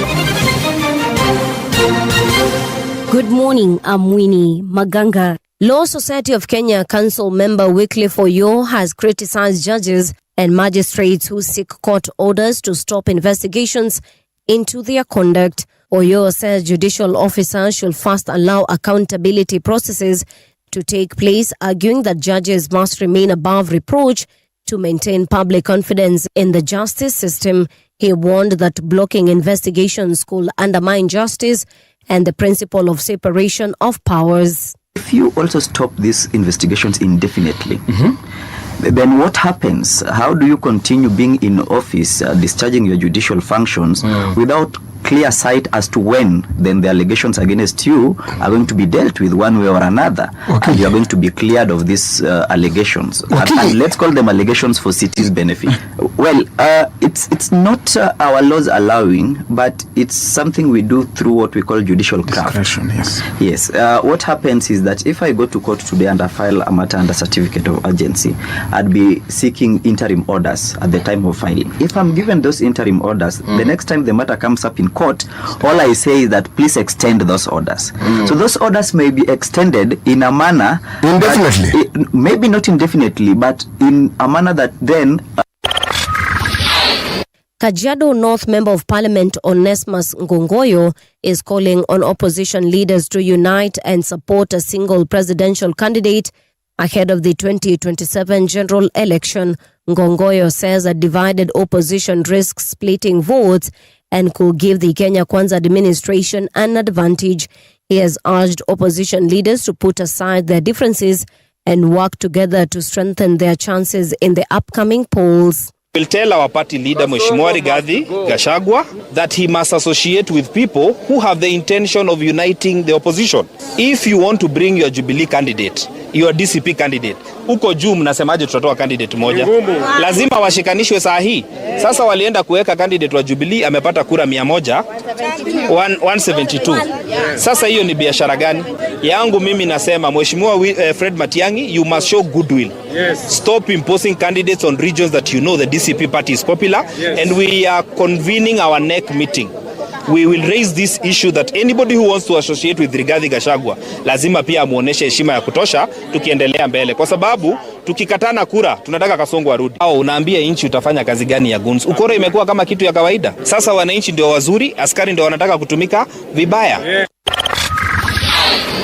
The Linda Mwananchi movement says it has raised more than 2.2 million Kenya shillings within 36 hours of launching a public fundraising drive led by Nairobi Senator Edwin Sifuna. The movement says the funds will support logistics, mobilization, and other operational activities. The group has pledged transparency and accountability as it expands its political activities ahead of the 2027 general election. The United States and Saudi Arabia have signed a major deal allowing the Gulf nation to develop a civilian nuclear energy program. The agreement, described as a peaceful nuclear cooperation deal, will open opportunities for American companies to participate in Saudi Arabia's nuclear energy sector. The full details of the deal have not been made public, but reports say it could allow Saudi Arabia to enrich uranium in the future, a process used for nuclear power and also linked to nuclear weapons development.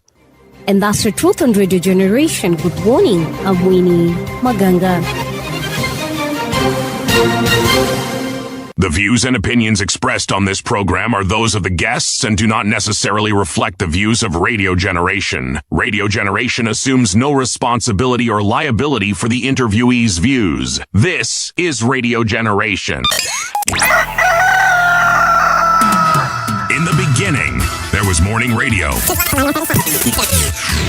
But now there is Radio Generation's The People's Breakfast, curious and bold, getting facts from the shadows. That's what it is. Now, as the city wakes and secrets stir, a bright new voice shines. The People's Breakfast. Your morning, your voice, your journey. Good morning. Good morning, my neighbor. Welcome to the home of hard truths and bold insights, Radio Generation. A very good morning to you. How are you doing? It is now 9 minutes past 9 o'clock. How are you doing? My name is Mung'ala Mbuvi, and it's now that time when we talk about something different from the politics that we've been having before. I want to introduce you to Hamosa Paints. In case you're asking yourself, Hamosa ni akina nani? Well, don't worry, because the first time I heard of Hamosa, akili yangu ilienda all the way to Samosa. Siti Muga, habari ya leo? Uko salama? Niko sawa. Unatafuna samosa? Nilijua. Sawa, wewe tafuna hiyo kwanza umeze. Before I introduce our guests, wacha nisalimie tu watu kidogo hapa.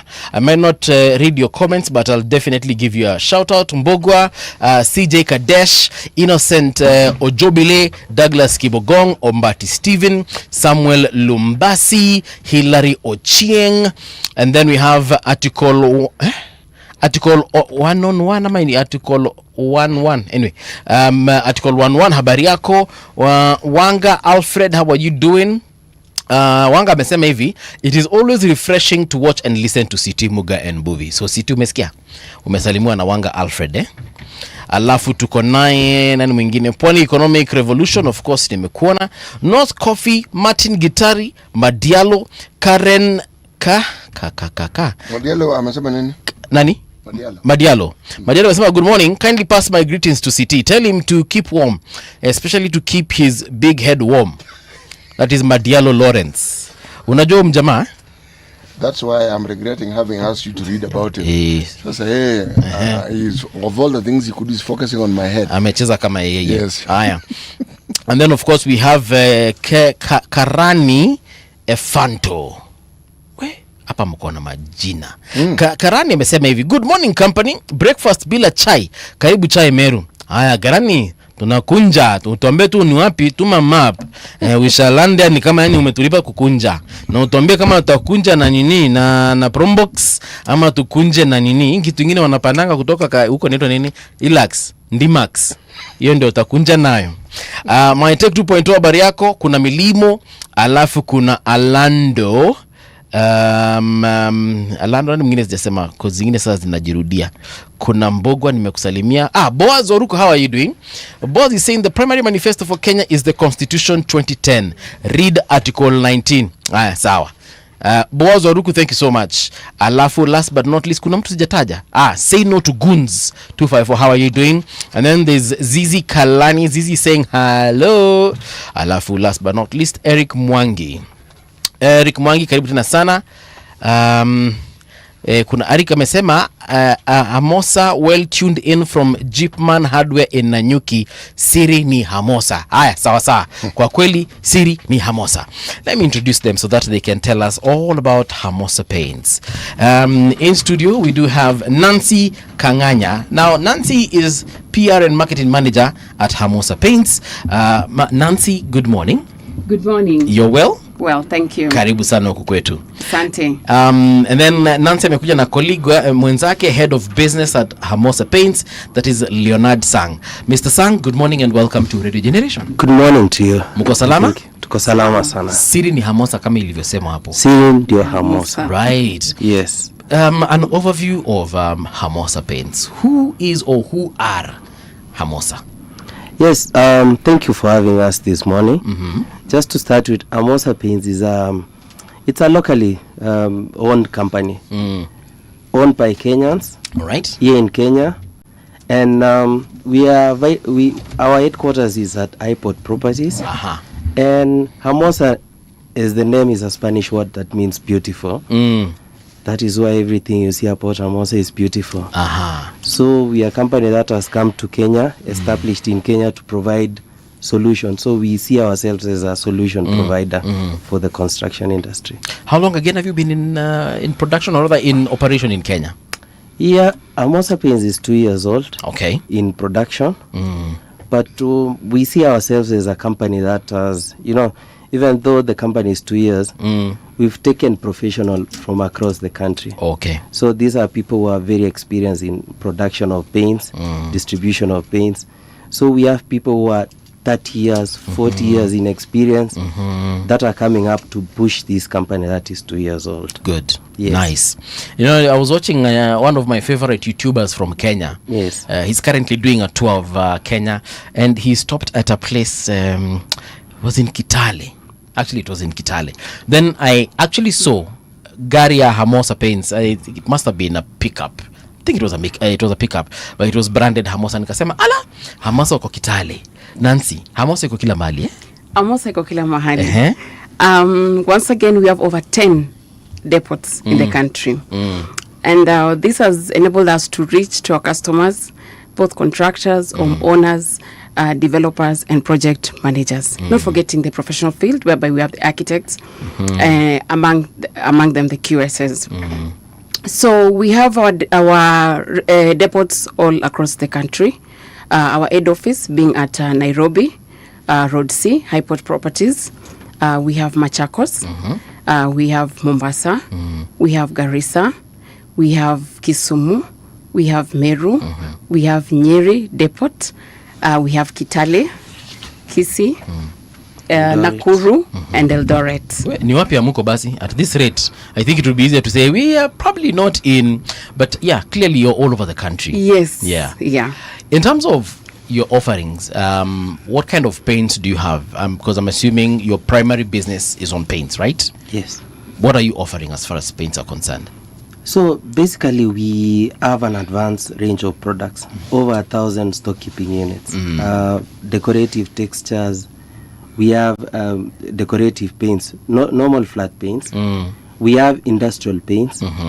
We have advanced 3D self-leveling epoxy. I think that is one that is really bringing in a lot of interest across the country right now. Okay. So across all the ranges, we have available. And we're also building up on international alliances right now for construction chemicals. So that deal again should be closed within a month. Yes. So then we'll be providing a construction solution for everything from, construction all the way to the refinished products. Yes. When you say construction, you said construction chemicals. Yes. What do you mean by that? You see, when you're building your house, there are a lot of challenges that comes in. Yes. Say your concrete plaster releases a lot of, salt. Yes. Basically. It's alkaline in nature. If you paint directly on top of it, sometimes your paints will not last. It doesn't matter how good your quality is. Yes. So what I mean by construction chemicals is what else can reinforce, your concrete plaster, so that even when you come and do the finished paints, inaenda for a very long time. Yeah. So those are most of the compounds that we are talking about. Waterproofing chemicals, concrete reinforcers, all those sort of chemicals. Okay. Nancy, in terms of value proposition, because we have so many other painting companies in the country and so on, and some of them even have been here for decades. Yes. But what is a unique value proposition you can tell us that this one you won't find anywhere else? The approach has changed. The construction sector has changed. So much has shifted. Amosa being a new baby, we've positioned ourselves as a brand that supports, listens to customers. We are customer-centric, and we support and we act quickly by providing the premium range, by providing actually just the solution generally. So we have solutions from exterior paints, interior paints, and advanced solution even to our epoxy self-leveling that currently is the big question, or rather the big discussion in with the contractors and the dealers. Yeah. Yes. Epoxy, from my understanding of epoxy, because I've been watching a lot of videos, I don't know if this is the epoxy you guys are talking about, but kuna epoxy inaekangwa ina finish inafanya surfaces ina shine sana, and they look very clear and easy to clean and so forth. Is that the epoxy we're talking about? That is the exact one. So that is the exact one. So we've become very aggressive in providing this industrial epoxy. You can imagine, like right now, living with the tiles, you always have to be in your shoes, in your sandals inside the house, because the tiles are cold, especially if you have kids around the house. Yes. Cleaning, it gets dirty easily. So we've said, why can't we move into a solution that does not transmit heat? You can imagine being in the, being without your shoes. Yeah. And then this is something that doesn't scratch easily, like you can take your knife and try to scratch it and you can't even get a scratch. Yes. Really? These are very hard, high abrasion resistant products. Okay. So we said, why can't we bring that solution to the market? Because now even Amosa has gone to an extent of trying to make it comparative in price to the tile prices, so that it reaches to everyone who is trying to go into tiles also as part of an alternative solution. Yeah. Yes. So right now you're really focusing on this epoxy. That is one of like unique selling points that you currently have, and that is the one that you're pushing. So who's the target audience for that one, and is it really is it working as you had envisioned? Actually, we are ahead of time. Yes, we anticipated that this would start to peak maybe a year or two from now. Yes. But the demand is huge. Okay. And the misinformation is a lot also, because if you go online, there's someone who is marketing something for 4,500. That can't even be a cost of 4,500 per 20 kg kit. That can't even be the cost of, like an epoxy is not a single pack product. All right. It's a 4-unit product. It will have hardener, it will have a clear epoxy resin, it will have an aggregate, it will have the color. Someone basically marketing 4,500 per 20 kg is a scam. And people are reaching out and saying, mtu ameenda na pesa yangu. But we've come and said we want to respond to this. We could as well sustain high pricing to profit, but that is not what we are looking for as a company. How can we make this technology get to everyone without taking advantage of any situation. So that is just part of what we are doing, you know. Like you said, even a part of serving our car. Now people used to say the car in front of you is always a Toyota. Now the car in front of you is always a Mosa. I mean, that is where we've gotten now. Yeah. So the solutions also we are looking for to bring into projects is we are trying to say, you know, you don't have to spend a lot to get a very high quality paint. And I mean, we can see making paint is quite easy. Someone could as well have a bed sitter and put up, you know, a starring machine to make paint. But what differentiates us is how much have we invested in the machinery, the technology, the tasting, the quality, you know, aspect of the paint. Yeah. That is what differentiates Amosa paints. Yes. Currently, we have all these trends in the construction industry, the paint industry, if I may call them, about the color trends. First of all, then we have the eco-friendly paints. How are you, as Hamosa, keeping up with these kinds of trends? We've adapted because the industry is now more of ESG approach, and we've adapted, and we have our water-based selection whereby we have the vinyl mat and the silk, and we've also adapted in terms of now waste management now, and we've expanded on that, practicing it in our factories and in our plants. Sensitivity also has taken form whereby now we've sensitized it and passed across the communication towards the internal and external customers on the same, so that both of us are able to understand each other and see the value behind being together in thoughts in terms of now the environment friendly and the ecosystem as at large. Yes.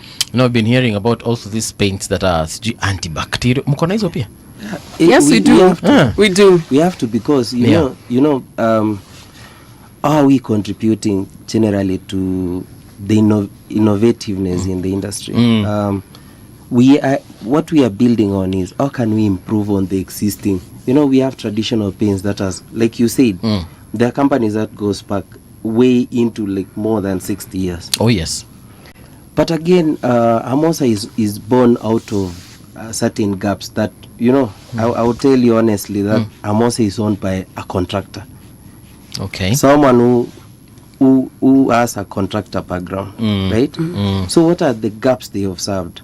How could we leverage on that to bring more modern products? Yeah. So we even at the moment we are coming up with mosquito repellent paint. No. That means for mosquito repellent paint. Yes. Nataka hiyo. Unapaka nyumba yako inapanda zinaanguka. Because those are the kind of solutions we are trying to drive into. And sorry, continue. Sorry. And actually to add onto your first question where on the color trends. Amosa is full of young people and we are leveraging AI to try and, you know, like conceptualize. Say for example, someone comes up with a building. Okay. Instead of sampling the building to demonstrate how the colors would look like, we are leveraging AI also to show them, you know, a mock-up of how it will look like with different color, with different color variation. That takes in the way the building is and then put different colors. So that I can already foresee, if this was a building, I already foresee the different colors on the walls, on the floor, the ceiling and everything. And you know nowadays there are some hardwares where you go and someone say husband cannot pick a color without permission from the wife. Yes. I don't know whether you've seen any. And you know, people try to beg because maybe something. At a pick color. Yes. Why don't you start with building the house?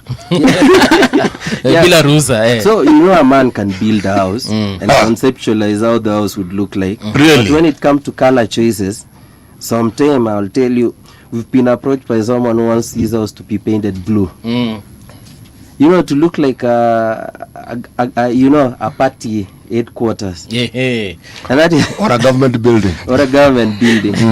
Or a hospital. But that is what we are trying to say. We want to show you the mock-ups, conceptualize, advise on color. And that is where Amosa is very strong at. Can you talk about quality? Yes. The word premium featured in what you were saying. Yes. Let me understand. Are all your paints premium? Yeah, we do have subcategories of paints, depending on the market segments. So let me give you an example. We have quality, high quality paints. That means very premium quality paints. Then we have a second category of trade paints.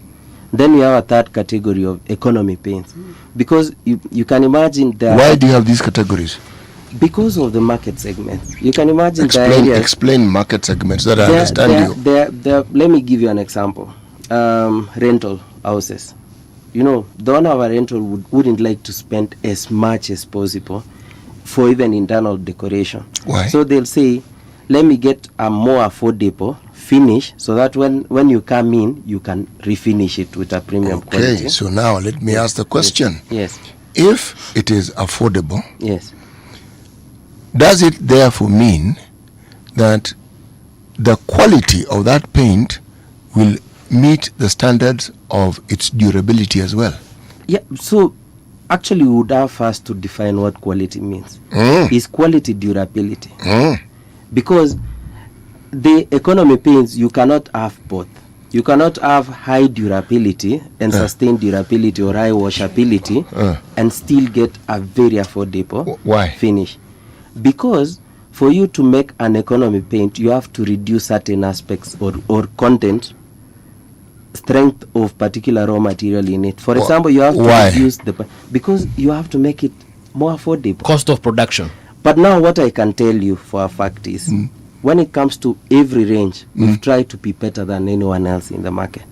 For example, if I'm making an economy finish, what are the parameters we are looking at? That paint would likely last you 1 year, 2 years at most. You get? 1 year? Yes. That's quality.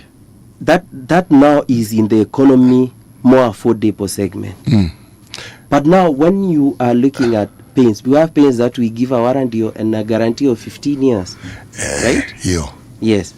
Now that is the premium quality range. High durability, great resistance to the UV, the weather, high washability. You can scrap it as much as you want.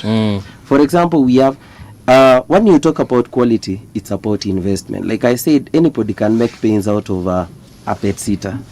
But what differentiates is the investment you put. For example, you would go into one of my labs, quality or research and development. We have machines worth over 300 million in a single room, just to ensure that if you are testing paints, how do you test and say this paint is going to last 15 years? We are able to put it inside a machine and expose it and simulate 15 years.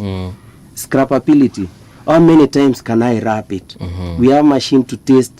It keeps putting soap, scrapping it. And we say for this particular quality, it has to exceed 15,000 scraps.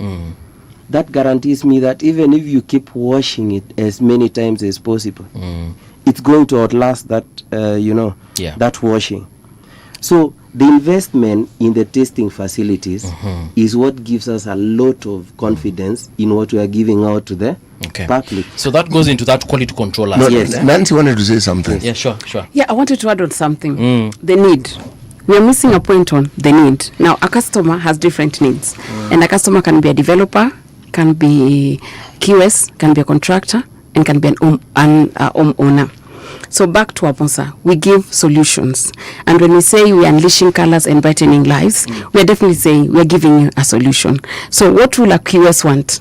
And a QS is the quantity survey? Exactly. And what would an owner want? An owner will want a premium and an high-end kind of a product that is this and this with all these characteristics. Whereby a contractor will want maybe even just leave an undercoat and again when the guys occupy the space, they're able now to repaint.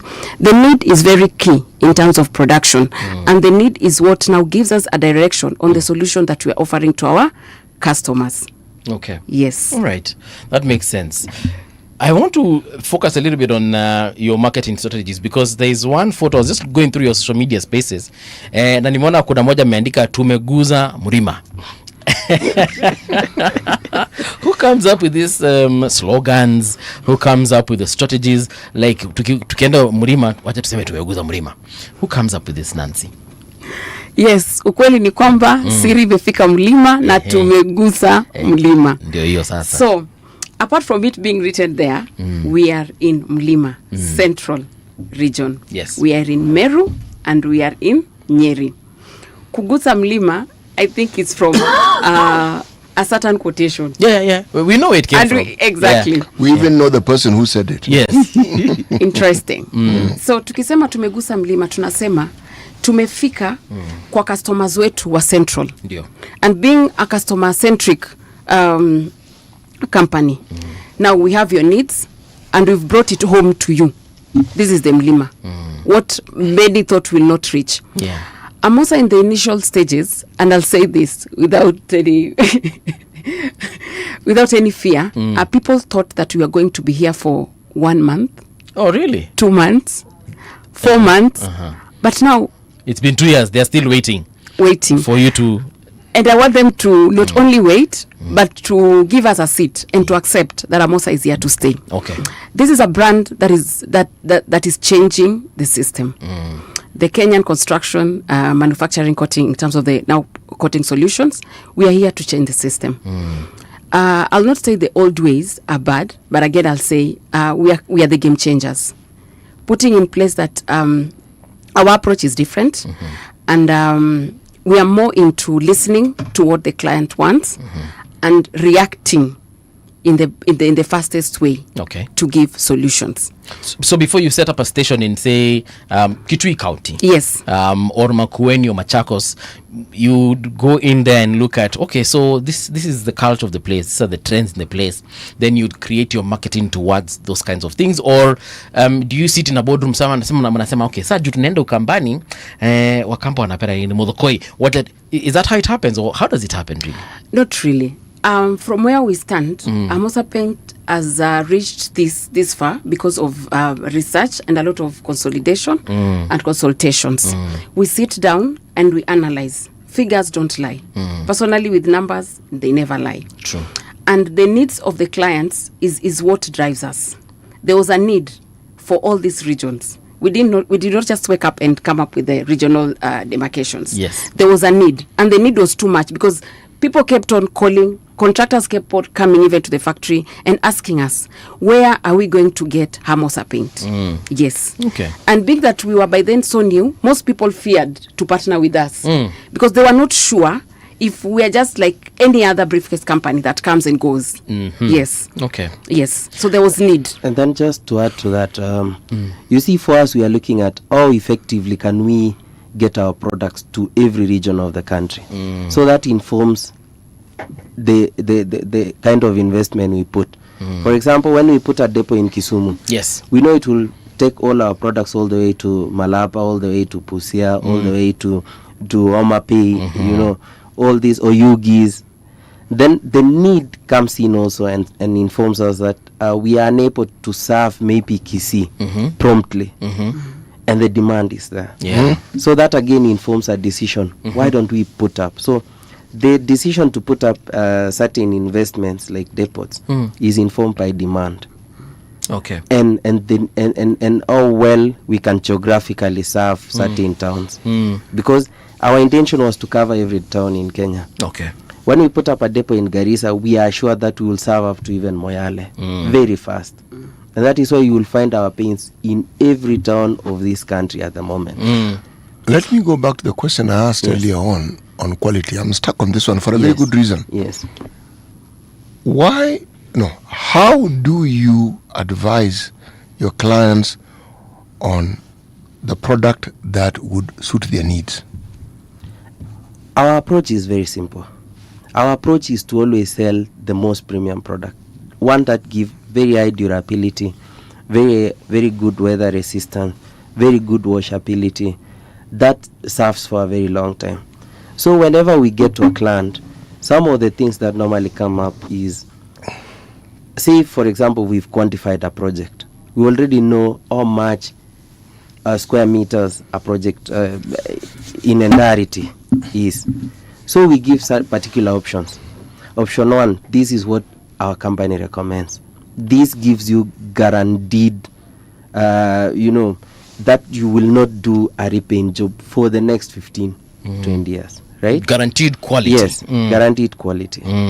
But the client can say, no, at the moment, I am not able to meet that particular cost. So how do we have a product mix that still gives the client longevity?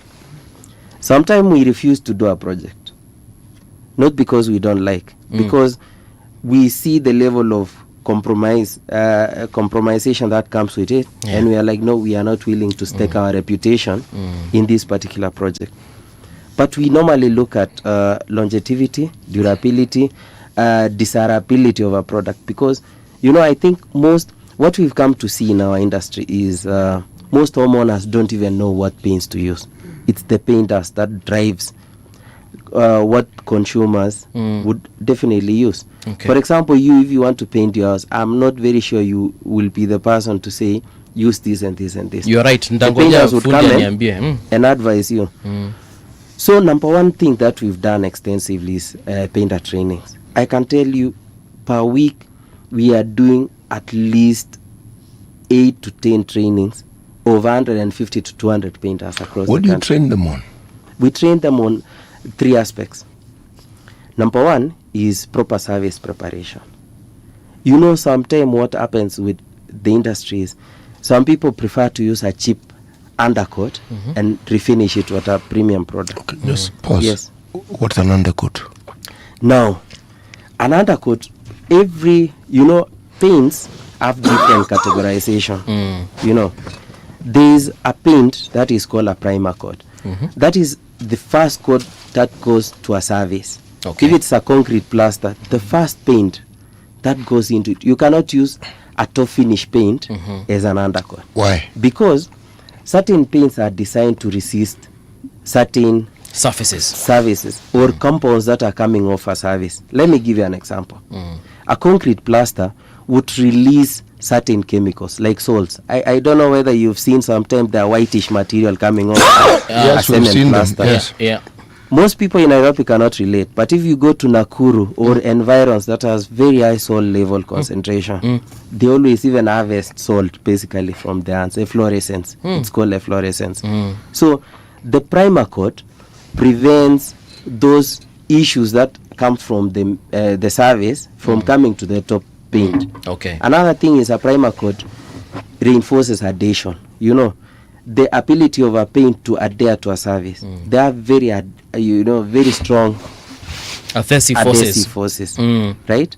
So, like say for example, metal. You sometimes find a metal that is very smooth. If you put a top coat, it automatically peels. Yes. But what is that coat that would come and kind of etch it slightly and make it slightly rougher so that the top coat would come and stick on it. So there's a primer for each surface. Yes. There's a primer for for plastic, for wood, for cement plaster, and for metal. Yes. Okay, so why is it that those of you who are in this industry have not come up with a paint that just does all that? One paint. Ukipaka iko primer hapo ndani why not? Because not one size fits all in such kinds of instances. No. If it is for wood, paint that does all that. If it is for metal, I'm asking this because my experience with paint is with the vehicles I've owned over time. When it is explained to me that for us to repair this, we need to put a primer, then we need to do this, then we need to do this, and I'm wondering. So unaonanga hata kwanza wanairafen hivi. I have seen all that, and in fact, I'm grateful for a time when I first bought my first car. Yes. When the repair of it meant I couldn't go anywhere because I had no more money, and I had to sit and watch what they were doing. Yes. That is truly understandable. But you see, every substrate is the service with which the paint will go. That is what we call in our industry. Every substrate reacts differently. For example, a plastic cannot react in the same way as a metal. Metal is prone to rust. Right? Yes, it is. So the primer that goes to metal is a zinc primer. Say, for example, zinc primer just comes in and laminates the iron so that it doesn't react with oxygen and water to come up with rust.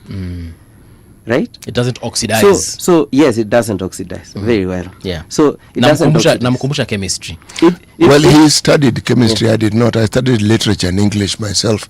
Yes. So yes, please go on. He would Yes. clearly explain to you that reaction of iron plus oxygen produces iron oxide. Basically rust, right? Yes. So now the zinc itself, it's just like, you know, you're giving it a protective edge, but that again. What is the protection? So now what it does is it prevents iron from getting to react with oxygen. It laminates it, you know, I say. So essentially, what you're doing is giving that paint a quality that will enable it to last longer. Exactly.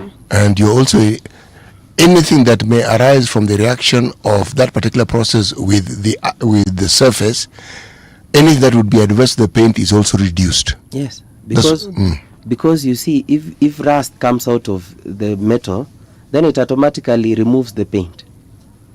So we're giving it the first protective coat, preventive coat, so that you can now top coat it with your decorative paint. You see, the primer prevents everything and ensures adhesion. Undercoat reduces the usage of the top coat by, you know, providing what you call opacity, the hiding power. A one coat of undercoat can hide. See, let me give you an example. You want to paint on top of the red or the purple colors behind you. If you come and use top coat, which is expensive, you will spend a lot of money. Yeah. But an undercoat would easily mask the red color and the purple color, so that when you come and use your silk top coat, you will use only 2 coats. So it will have that uniformity. Yes. Without different shades coming from the surface. Otherwise, you would essentially use like 6-7 coats of an expensive top coat. Leonard, do you people have a position in your organization for somebody who can advertise? Because this man is doing a very good job for you. I think this chemistry is coming to life. Tutaongea ndo wapatia CV after this. But you know, again, I was just going through some of the products offering that you have on your Facebook, for example. Yes. Let me just see if I can get to it. So there's one I saw about the weather. Baka mko na eggshell enamel. Yes. That's just a color. That's a color. No, that is a finish. You see, there's a silk or a gloss finish has a very good shine, but there are people who don't like shiny paints and shiny finishes inside the houses. So, but then again, having a matte finish which doesn't shine completely also comes with its own share of problems. For example, when you paint your house with a matte finish, it's bound to attract dust and get dirty. What's a matte finish? Matte finish now is on the level of shininess. Unless a completely that like shininess is a matte finish. Okay. And then so I meti. Yes. Yeah, it's not very good. Yes, and then you come into the middle one that is not shiny and it's not matte. Now that is what we call an eggshell or a satin finish. So nimeona satin hapa mahali pia. But endelea, just continue. This is extremely very common in European countries. So satin ndio gani hiyo? Satin is a semi glossy finish. It's not eggshell is like shell ya mayai. The same texture of the eggshell is more or less what they simulate. Meaning it isn't smooth to the touch. No, not necessarily. Yeah. Well, then what is it? Like the way the shell is not super shiny. Like if you compare this shiny white finish behind you and the eggshell and the shell of an egg, you would notice that the shell of an egg is not extremely shiny on the outside. That's true. Okay. So some people prefer that, not by design actually. Someone can say I don't like a shiny paint, but matte finish gets dirty easily, and it's sometimes very difficult to clean. So they would opt for the mid one and compromise, not to have a shiny finish and not to have a matte finish, but still gain some sort of washability. Okay. I have to ask now. Yes. When it comes to paints for vehicles, yes, are the ranges and the things we're discussing similar? They are similar. They're similar. Yes. Oh, mko na rangi ya gari? Atuna at the moment we are now finishing up on that one. But you see, it's the same thing. A primer for a metal vehicle. You know, you will need a primer. You'll need a sport party. You've seen like the body filler that you use to fill dents to make the nini surface even. Yes, the primer that you would need. You know, the clear coat finish that you would need to finish a car. The Same paint that thing. you will need to paint. It's the same concept and the same system. You are painting a metal. You will have to prime it, coat it, you know, undercoat it, to finish it, protect it with a clear coat. Now, continue. Sorry. So even in the paint world, you will have a skim coat that you use to make your concrete plaster uniform. You've seen the white powder that someone would skim on a wall. Yes, it's just the same concept. Nancy, there's something I'd like to know, because what your colleague here is saying, amesema vitu tamu, and you've only been here for 2 years. Yes. Okay. Wanasemanga si uchawi ni Mungu. How have you been able to achieve all this in such a short period? Back to you. And I agree with Sang. We've done a lot of research. There was a lot of research that happened even way before we joined. Yes. And the will behind it was because there were gaps. There were gaps in the manufacturing, or rather in the coating, paint coating manufacturing. And we came in to bridge the gaps. So there were a set of gaps that were outlined, and hence Amosa was born. Yes. Yeah, because I am just looking at the offerings, Ecoplast, emulsion, stucco, smoother, nimeona mpaka mko na paint ya roof. We have everything. Why would I want to paint my roof? I thought mabati nikieka ni hivi, ama if it's tiles takes care of that. What does that paint for the roof, what does it do that the tile will not do? On the roof? Yes. See, contrary to, you see, right now we have pre-coated mapatis. Yes. But still we've seen that over time they start to fade. Right? Some even start. We have clay tiles.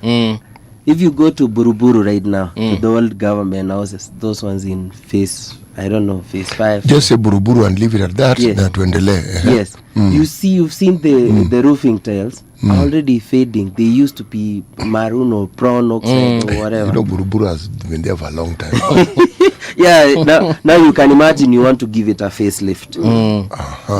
Now, that facelift, this is a paint that is exposed to the sun directly. High temperatures, UV rays. You need a paint that can outlast and can outlive the weather. Yeah. For how long? Now, for example, our acrylic water-based roof paint, we give a guarantee of... Repeat that again, acrylic what? It's called an acrylic water-based roof paint. Now, roof paints are two. Acrylic, what is acrylic? Acrylic is the raw material that is used to manufacture this paint. Okay. It's a resin, it's a binder. Unaonanga pia kuna madibo na na kucha refu zingine zinakuanga za acrylic. Which one? These nails that people buy. Yes. Yeah, sometimes some of them are actually acrylic. They apply, then now they are shaped into the shape that they want. So it's actually a synthetic material that... Oh, it is synthetic. Because I was going to, my next question is the natural product from which you make it. Because that has been answered, yes. All the binders are synthetic. Because, you know, these are... What is the benefit of it being synthetic? Basically, you see, you either have a synthetic, which means it's a chemically engineered product, or organic product. An organic product cannot outlive the extreme weather conditions. Most of them are very degradable. A chemically synthesized compound is engineered in a particular way that you know what you are trying to resist. You manufacture it towards resisting those particular. So essentially, it is not biodegradable. Well, there are products which are not. Most synthetic products are actually not. That's one benefit. Yes. You see, my mind went into landfills, and then my mind went into waste management. That's where my mind went when you talked about things which are not, which aren't easily affected by the vagaries of weather and so forth. But please continue. Yes. Okay, acrylic, water solution paint. Yes. So we give a guarantee of 7 years on that. 7 is many. Yeah, it is what we have to test. Because pure acrylic is also a very long-lasting compound. So it doesn't break down easily. So after 7 years is when it might begin to break down. Now the challenge is the pigments that are used to make color. They are affected with time. For example, a color that you bought 15 years ago, you cannot go and simply ask for the same color and expect to come and fix and match. Yeah. Why not? Because over time the colors start to change. What used to be white starts to look like Creamish. soft whitish or creamish. The weather has a way of affecting the pigmentation that is used in actually the paint UV light process. plays a very big role in that. Yes. And heat, UV light and heat can change color over that period of time that he has mentioned. So if the warranty on it is 7 years or 15 years, after that period of time you'll start now noticing, okay, white imeanza kuwa So creamish. you're suggesting that those of us who live in the tropics, Yes, who are exposed to UV lights and the sun, that it affects our complexion. The same paint would last differently in the Arctic or in Antarctica for that matter. Yes, it would it would last, in my opinion, perhaps longer. So it means that the tropics are a good environment for the paint business. Actually they are.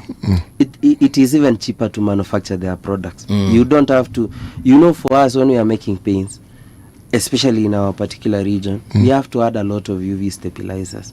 These are compounds that are expensive. If you cut them off, basically you are actually reducing the cost of paint. What I'm marveling is this paint that one looks at, all these things go into the making of paint. Paint essentially has even up to 30 components added to it. Ink and preservative. These are things that prevent paints from rotting. You've seen nowadays paints, unlike long time ago you would preserve paint, then when you come and open it's already rotting inside. Paint rots. Yes, most definitely. Paint is made out of starch. Starch is glucose essentially. It's fed on by bacteria. So the stench on paints is because it's feeding on, these are what we call basically paint additives that, thickeners that are used in paints to make the paint thicker. Are starches mostly. Okay. Yes. I have a question in regards to your marketing strategies again. Yes. Nancy, how do you balance between the traditional models of marketing and the digital ones? Because, again, if I look at your social media, vibrant with a lot of marketing. And then again, like I told you, I have seen your vehicles, I have seen buildings with Hermosa paint branding on them. How are you balancing all this? And how do you know where to put what where? Once again, the need, where, and how. Yes. Now, we have the online viewers and customers and the target audiences. And we've been able to read them through our TikTok, our Facebook, our Insta. On the other hand, the billboards, the marketing aids that we've given them access to, and we also have our trainings that have been running up and down all over. Someone like City is not on social media. How would you reach a customer such as him? I mean, he is because of what he does as a radio presenter, but I'm talking about his generation. What he's trying to tell you that I don't live in that sphere of social media like he does. Yeah. So, yes. This man lives, sleeps, eats social media. So you see, what we've done as Hermosa is we've segmented our customers to stratums. Like we have what age categories. For example, right now, controversially, I can say Gen Zs are not people who are loyal to brands. Like people who are a bit older. Someone who is older would associate with a brand that has been in existence for a very long time. Yeah, because he is or she is familiar with that brand. Yes, and a brand they have known for a long time. Very so. But these younger generation are people who look at the ratings. They go online, look at, how is this Hermosa paints rated by people who what is trending? Is it a 5-star rated company? Is it a 4-star? Are people complaining about their products? So are they one term or two term? Exactly. Something like that, So what we've done is we are combining all traditional, more digital marketing methods. Younger generation are able to go to TikTok search paints. The company that would be easily searchable would be Amosa. It's very vibrant. People are shouting everywhere. You know, they find us there. They come to our pages. They are looking at our ratings. The other generation, we have business development officers placed across hardwares. Yes. They are set up there and they are merchandising. When an older customer walks in, they're able to meet them and explain that this is Amosa things, why are we in the market. We get them through there. Yes. Also, now radio stations like this, we are able to reach to CT now. Funny thing is, I'm just looking at our comment section, and I'm just seeing hardwares responding. I'm just seeing, like, for example, kuna watu hapa nimeona tu wako wapi huyu jamaa. Naona tu ni majina tu za hardware hapa hivi. Tune in from KPFC Nyeri Scooter. Kuna mwingine, actually kuna swali hapa acha niulize before nisahau. Yes. Hello Mbuvi, please ask the guests to give us a breakdown of how they handle quotes and inquiries. Do they ask for plans and generate quotes? Do they have an in-house QS/estimator? How do you guys do that? Okay, we have a supply and apply department. Essentially, it depends. See, for example, the many trainings that we are doing for our painters, besides the service preparation I was talking about, we also do what we call paint estimation. We teach our painters how do we do paint estimation. When you have a house that is this size, what are the coverages of our various products? So we leave them with silk in a cover here, undercoat in a cover here. So what we do, say if a customer calls in from Nyeri or wherever, we already have database of the people who have attended our training. So we are able to reach out to particular people and say there is a customer who's calling from this particular area. Are you able to make a site visit? Please make a site visit on our behalf. Let us know how it is. Are you able to handle it? What support do you need? We have tailored ours. Actually, what makes us a bit different from every other person is we've eliminated bureaucracy in our system. A painter can easily reach out to aid of any other department or can reach out to our painter trainers. We have proactive painter trainers across every region of Kenya. These are people whose sole responsibility is to handle feedback from painters and even suggest painters to go to particular projects. But what normally happens when inquiries comes in from any part of the country, and say through our switchboard at the headquarters, we refer it back to the nearest depot. Okay. So that someone from that particular depot is able to coordinate response. All right. But sometimes in projects we also ask for BQs. The quantity surveyors already have their estimates. They're able to send it to us and say, here we have this kind of measurements. Can you give us your breakdown? Okay, so we would be able to advise and say, we have this and this and this. You would consume this much and send it back with quotations. Okay. Yes. Beekeeper today amesema why a Spanish name? Why a Spanish name? Ama hiyo ni ya mwenyewe kutuambia. Aya, kuna mtu nitu nani? This is Brian Obungo amesema tune in from KPFC Nyeri Sukuta. Ombati Steven, epoxy flooring and epoxy paint are a game changer. The Americans use it a lot and now I see it's getting popularity locally. Evans Onyango anasema that is the reason investors are complaining out here. They pay contractors for excellent work but contractors go for cheap paint, messing up people. Eric Mwangi Nanyuki wako tuned representing Jipman Hardware. Hamosa is the real deal. Winfred Mulwa, LDK Coatings and Tiles Limited, Karuguru Kamakis tuko. Mzungu yule Demturkana Kayole siri ni Hamosa Paints. Perin Jamii anasema Muranga Police Hardware tunasema siri ni Hamosa. Alafu kuna moja hapa nilikuwa nimeona but imepotea.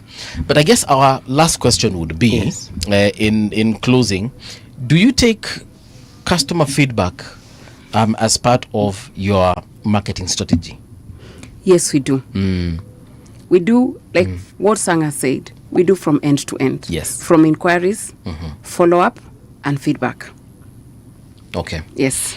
Last words, gentleman and lady, as we come to a close. Yes. Yes. What I would say is the market has grown and the dynamics within the construction industry is ever changing. We've opened our factory to visitors, investors, developers, architects. Yes. We particularly on every single day, we are receiving even students from universities coming. We are welcoming them to come and see the kind of technology we've invested in. It's something that has not been done before. We've semi-automized our factory to reduce human errors. That means you're able to get consistency in your supply. Okay. What is happening now is, we've been having you go purchase one color today, then you go for the second color in another place, you get a different color. For sure. But what we've tried to do is ensure that our semi-automated system gives consistent basis. Like we are able to make over 13,000 colors, but we give you a base, and then you can use our machines to dispense whichever color you like. Okay. So the basis that we are providing is consistent in, and that is what we want to encourage the industry to embrace Homo sapiens. Whenever they want to consult, we've opened our system up. When will you start producing paint for vehicles? In a month. In a month's time? Yes, we've already done it. We are taking more time to ensure our systems are stable. Okay. Because we don't want to rush. Yes. CT wants to repaint his German machine. So mwarakishe kabla apelekeo nyango pale Ongata Rongai amweke rangi ingine. But thank you so much, Hamosa Paints. Yes. This has been an absolute pleasure. Thank you very much. Na kuna mtu amesema muende Ongata Rongai, hajaona duka yenu Ongata Rongai. So please, oneni kinye mtafanya Ongata Rongai. We have two of the biggest hardwares in Ongata Rongai. We have now from hardware, and then we have one called Kiamaingi. Oh. Yes. Sawa. Evans Onyango, I hope umesikia. Gentlemen and ladies, let's meet tomorrow morning at exactly 6 on the AM on the People's Breakfast.